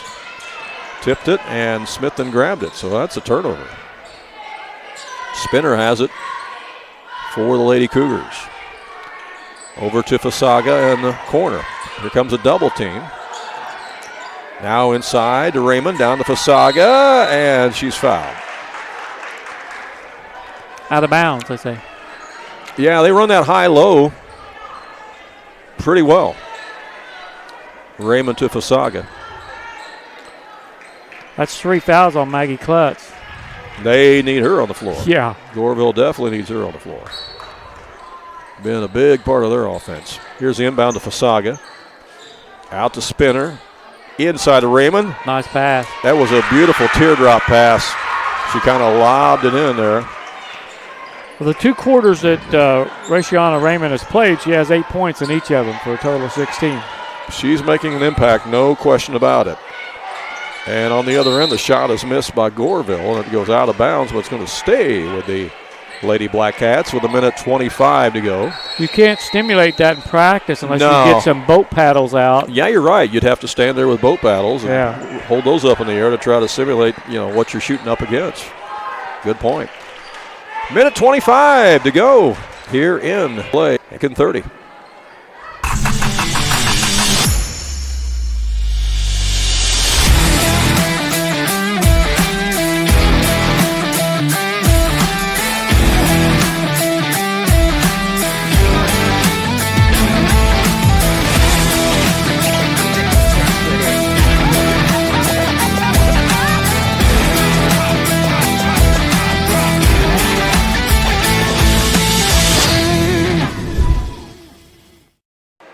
Our first game tonight was won by Aviston over St. Clair, 44-42, in a barn burner that went down to the last second. If you've been wanting to watch the archive of that, you'll get to, but not till this game is over. We got everything on one file tonight, okay? So there's no separate clips, separate breaks. It's all one file tonight. So once this game is over, then the whole night will be archived, and you can watch one or both games, all right?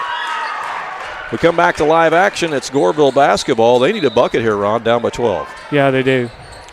Let's see what they do as they get the pass in to Jayla Klein, and now dribbling to the top with it is Hankins.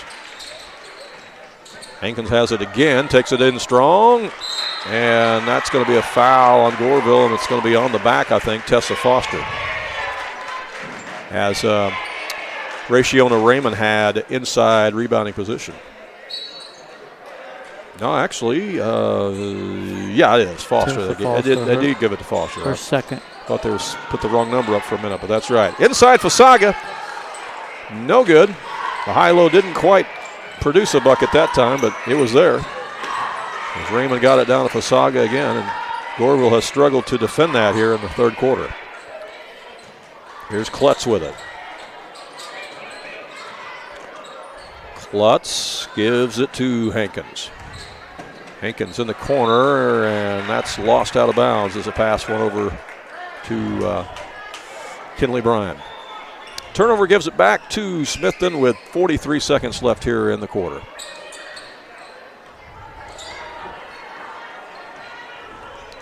Goreville 26-4, Smithton 25-2.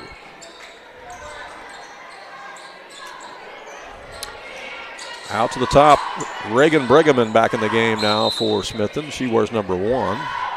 And that's going to be a foul inside on Goreville. And that's Tessa Foster. Tessa Foster, her third. Yep. Yeah. And She's going to take a break. Yeah, Goreville's going to go to the bench again.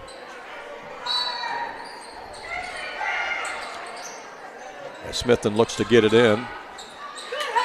Kirsten Buffington is in the game for Goreville. She saw some action in the first half. She's back out there. Here's Maggie Klutz with it, but it's taken away. Stolen by Pregame. Pregame will get it in the hands of Spinner, and here comes Smithton. Do they know how much time's left? 5 seconds left. Spinner has it. She'll line it up from three-point land. It's too high off the glass. Horn sounds. No basket. That one does not count. Horn sounds.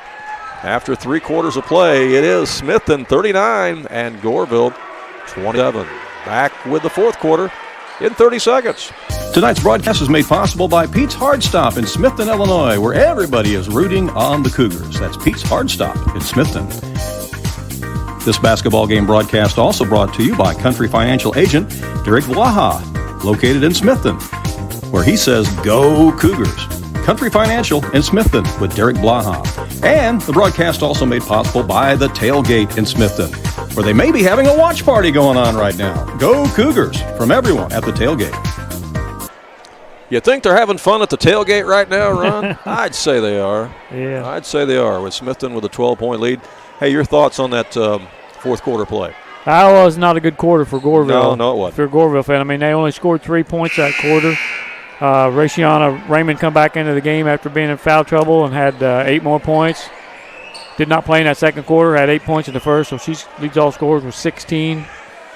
And I think the difference in that third quarter was that high-low they were running. Yeah. With Raymond and FIJHSAA. I mean, that's just so hard to defend for Goreville. That's a pretty good 1-2 punch right there. It really is. Here's Allie Spinner with it to start the fourth quarter as Smithton has the ball first. She gets it in the corner to McAllister, inside to Raymond, and she knows what to do with it. She's unstoppable. Off the window again. Impressive shot there by Raymond.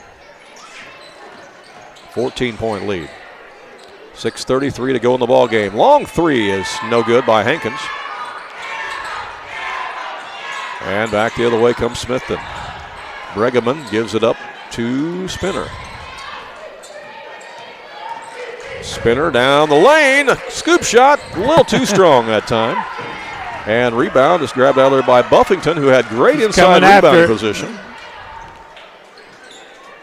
Goreville looking for a bucket. Here's a shot from the wing. That won't go. She follows her shot, though.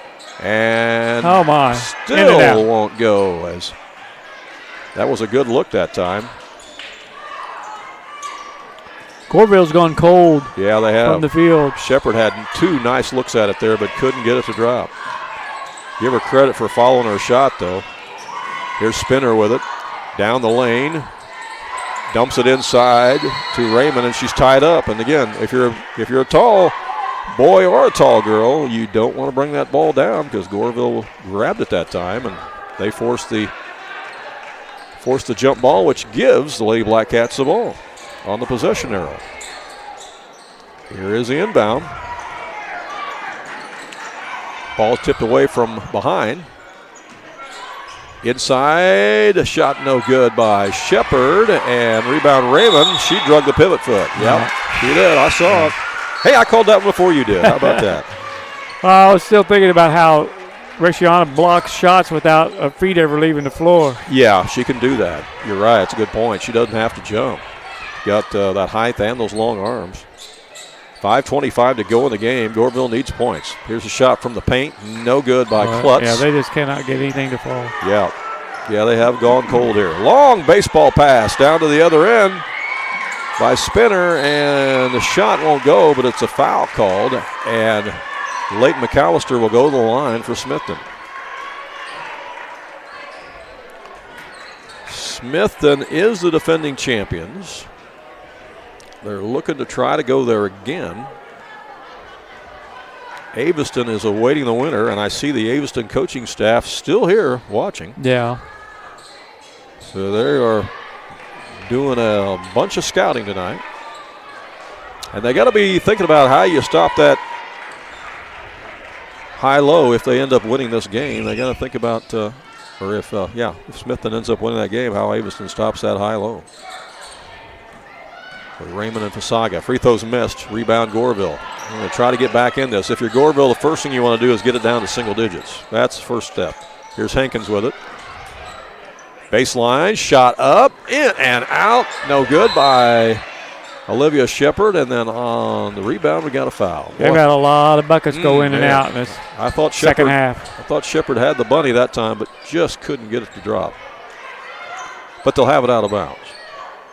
Third foul on McAllister. They look to trigger it in. They do. Out to Klutz. Klutz thought about a shot. You know, Aviston has some height. They don't have the height of Raishiana Raymond, but they have, they have some height, yeah. 10, 11 players that they can run at you. True. So, maybe they'll just try to beat them down the floor, and then she won't be a factor. Yeah. And they press relentlessly, that's for sure. Yeah. I mean relentlessly. They never stop. Here's McAllister. Over to Spinner. To Raymond. To Fasaga. Wow. Good ball movement that time by Smithton. That was impressive. Yeah. That was impressive. They snapped those passes around quickly. There's a shot that's wide right by Klutz. But they chase down the rebound. Hankins has got it. 4:17 to go in the ball game. Down the lane. It's Klutz over in the corner to Shepard. That won't go. Boy, they just can't buy a bucket. No. It just won't They've go been down for stuck them. on 27 for a long time. Long time, yeah. Yeah, they only scored 3 points in the third quarter. Shot from the right side. That won't go by Foster. And it's rebounded by Smithton again. Here comes Allie Spinner with it. Again, we'll remind you, Smithton has 3 starters or 7th graders. Yeah, they may be going for a three-peat. There is Spinner with a 3 that won't go. Goreville with the rebound. A race to the other end. Shepard's in the lane. And she traveled with the basketball. Yeah, she did.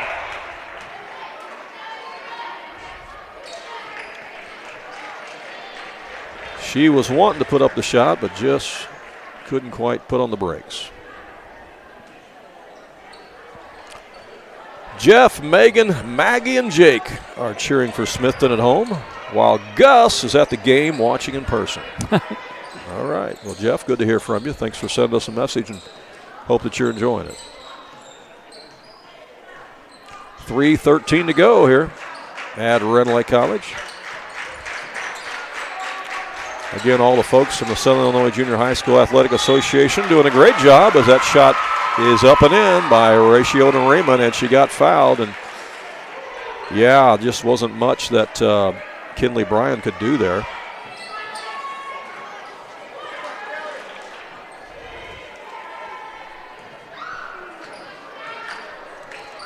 And she'll have the and one free throw. Off the back iron. Rebound by Jayla Klein for Goreville. They'll bring it up. They look underneath. Double dribble. Yeah, Tessa Foster had it, but there's a turnover. It goes back to Smithton with 2:54 left.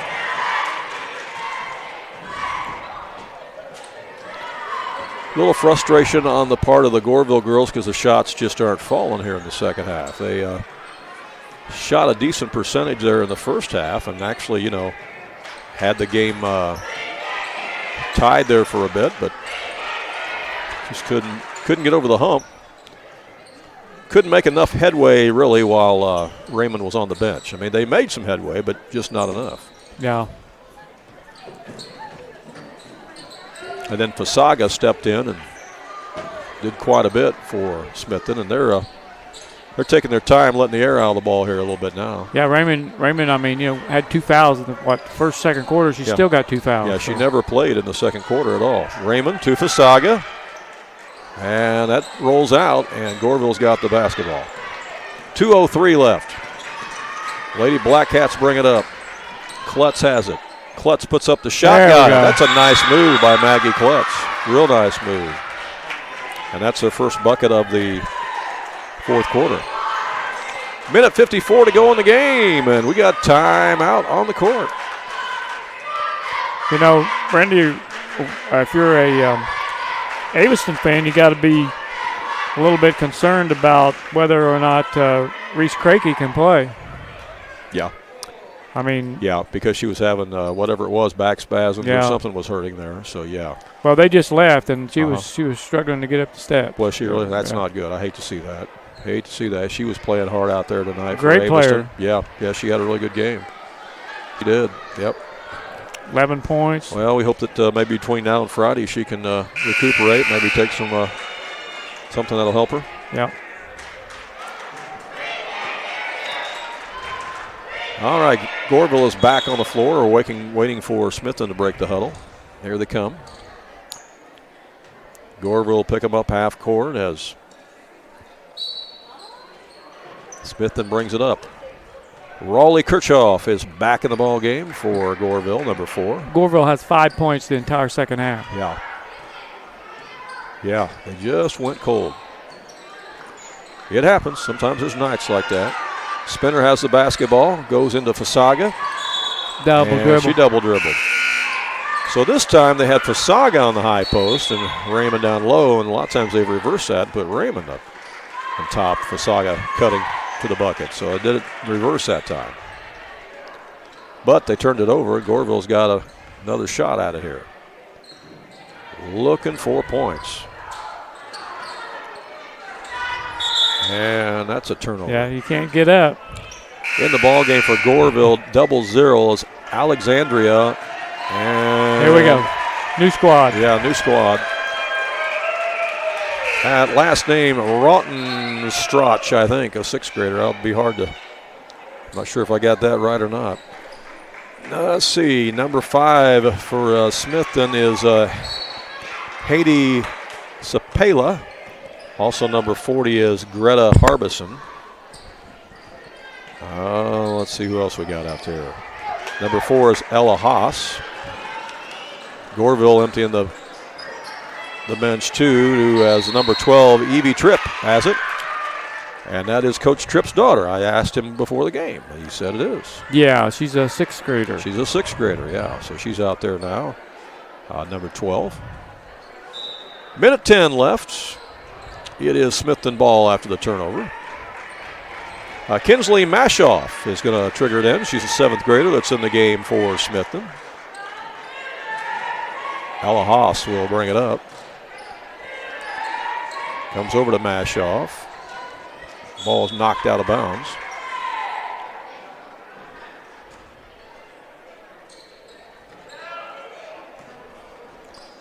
And the pass goes to Harbison. Back to Mashoff. Now to Ellie Martin, who's in there.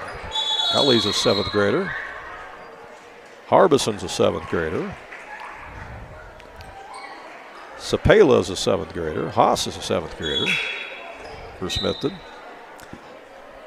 And who else we got coming in here? 49 seconds to play. We got Meredith Marshall in the game, number 10. She's a 7th grader. As coaches are trying to get everybody in here in the closing seconds. Play on this big Red Lake College floor in the semifinals. Here's the pass into Sapela and out to Haas. Swinging around to Meredith Marshall. Now to Haas. There's a good double team by Goreville.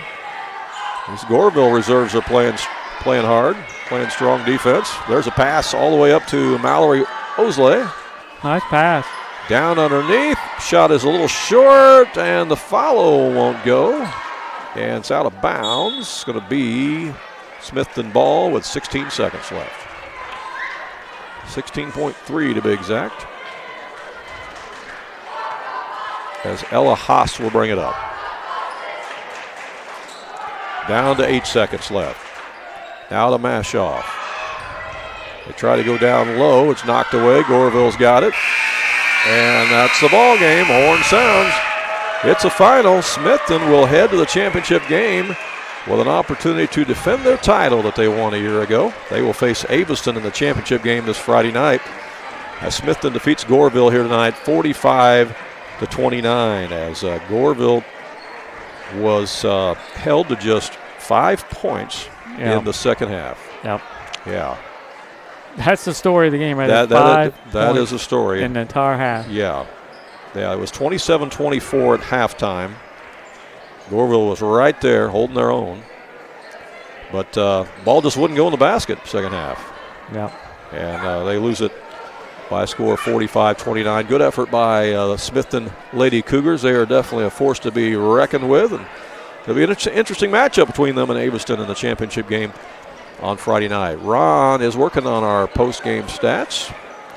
And we'll back and show those with you here in a little bit. All right. Stay with us. Tonight's broadcast is made possible by Pete's Hard Stop in Smithton, Illinois, where everybody is rooting on the Cougars. That's Pete's Hard Stop in Smithton. This basketball game broadcast also brought to you by Country Financial Agent Derek Blaha, located in Smithton, where he says, "Go Cougars." Country Financial in Smithton with Derek Blaha. And the broadcast also made possible by the Tailgate in Smithton, where they may be having a watch party going on right now. Go Cougars from everyone at the Tailgate.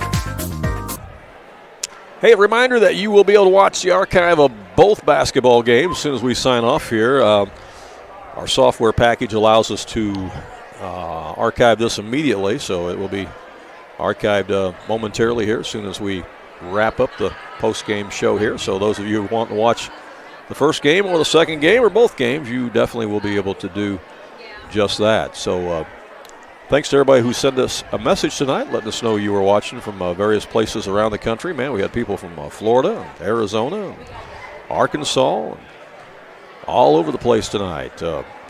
Missouri, Iowa, and of course all across Illinois as well. And again, a reminder that if you've not yet followed us on Facebook, AreaSports.net on Facebook, be sure you do that so that our sports content will pop up in your news feed, so you'll be able to stay up to date with all the latest scores at the junior high and high school level, as well as highlights and rankings and interviews and you name it, all kinds of stuff that we have on there. Different team photos of tournament wins, different people reaching milestones like 1,000-point scorers and stuff like that, setting records, all that kind of thing. And if you've not yet subscribed to our YouTube channel, we invite you to hit that subscribe button on YouTube. That way you'll always know where Ron and I are going, because sometimes we don't know where we're going, and that's the truth. We kind of take it week by week as far as what our schedule is going to be. And, of course, the weather has played havoc on some of that. But I can tell you that this Friday night we will be down at Marion for the boys' high school game between the Waltonville Spartans and the Marion Wildcats. We'll be there on Friday night. And then Saturday we're going to be at Pinckneyville Shootout to bring you a doubleheader. We'll be there Saturday morning to bring you the game between Meridian and Waterloo. And that'll be followed by a big game between Waltonville and Centralia. So yeah, that Meridian victory over Benton probably got Waterloo's attention, you think? I think it did. I think it did. Going into Benton and beating them in their own gym in their championship game of that tournament, that's a big win for Meridian. And so, yeah, Meridian definitely skyrocketed up the rankings today in Nesto Hoop's latest list. They're up to number 8. And Goreville bumped up a spot as well. And so it's getting interesting as we come close to postseason. All right, what you got for us? Okay, for Goreville, they committed 12 personal fouls in this ball game, and they were 5 out of 12 from the free throw line. They had 6 players reach the scoring column, led in scoring by Maggie Klutz, who had 13 points. Olivia Shepard had 7 points. Jayla Klein had 2 points, as did Kirsten Buffington. Had 2 points. Tessie Foster had 3 points, and Bryn Hankins had 2 points, for a total of 29. Only 5 points scored in that second half by Goreville. Yeah. For the Smithton Cougars, they had 5 players break the scoring column. They committed 14 personal fouls. They were only 1 out of 9 from the free throw line, but it didn't hurt them tonight. Rationa Raymond led all scorers with 20 points. 8 in the first half, 12 in the second, and sit out the entire second quarter with foul trouble. Mm-hmm. Lexi Fasaga joins her in double figures with 14 points. Allie Spinner had 8 points. Leighton McAllister had 2 points, and Vivian Kerr had 1 point for a total of 45. Well, we had a couple of very good basketball games tonight, Ron. It was kind of fun down here covering them, wasn't it? Yeah. These easy to see why this is your Final Four. I mean, these are all very good basketball teams. Yeah, you can see why their records are what they are, and should be a couple of dandy games on Friday night. Again, third place game will feature St. Clair of O'Fallon against Goreville, and the championship game will be Aviston against defending champion Smithton. So should be a couple of good ones. So congratulations to these teams that won tonight and are moving on. And again, thanks to the sponsors for making it all possible tonight. Thanks to Aviston Grade School, their sports boosters, for underwriting and covering sponsorship on their game tonight as they beat O'Fallon St. Clair. And thanks to those businesses and individuals and people there involved in Smithton to step up and want to cover the game tonight, too, here tonight against Goreville. So big night at Rend Lake College, and we're worn out. Yeah, enjoyed it. Yeah, a lot of fun. So thanks again to the hospitality from the Southern Illinois Junior High School Athletic Association. Again, they always do a great job. Greg Hale has got it well organized as always here. So for Ron Standard, this Randy Olson saying thanks for watching. Again, the final score, Smithton defeats Goreville 45-29, and Aviston beats St. Clair of O'Fallon 44-42. And so long from Rend Lake College in Ina.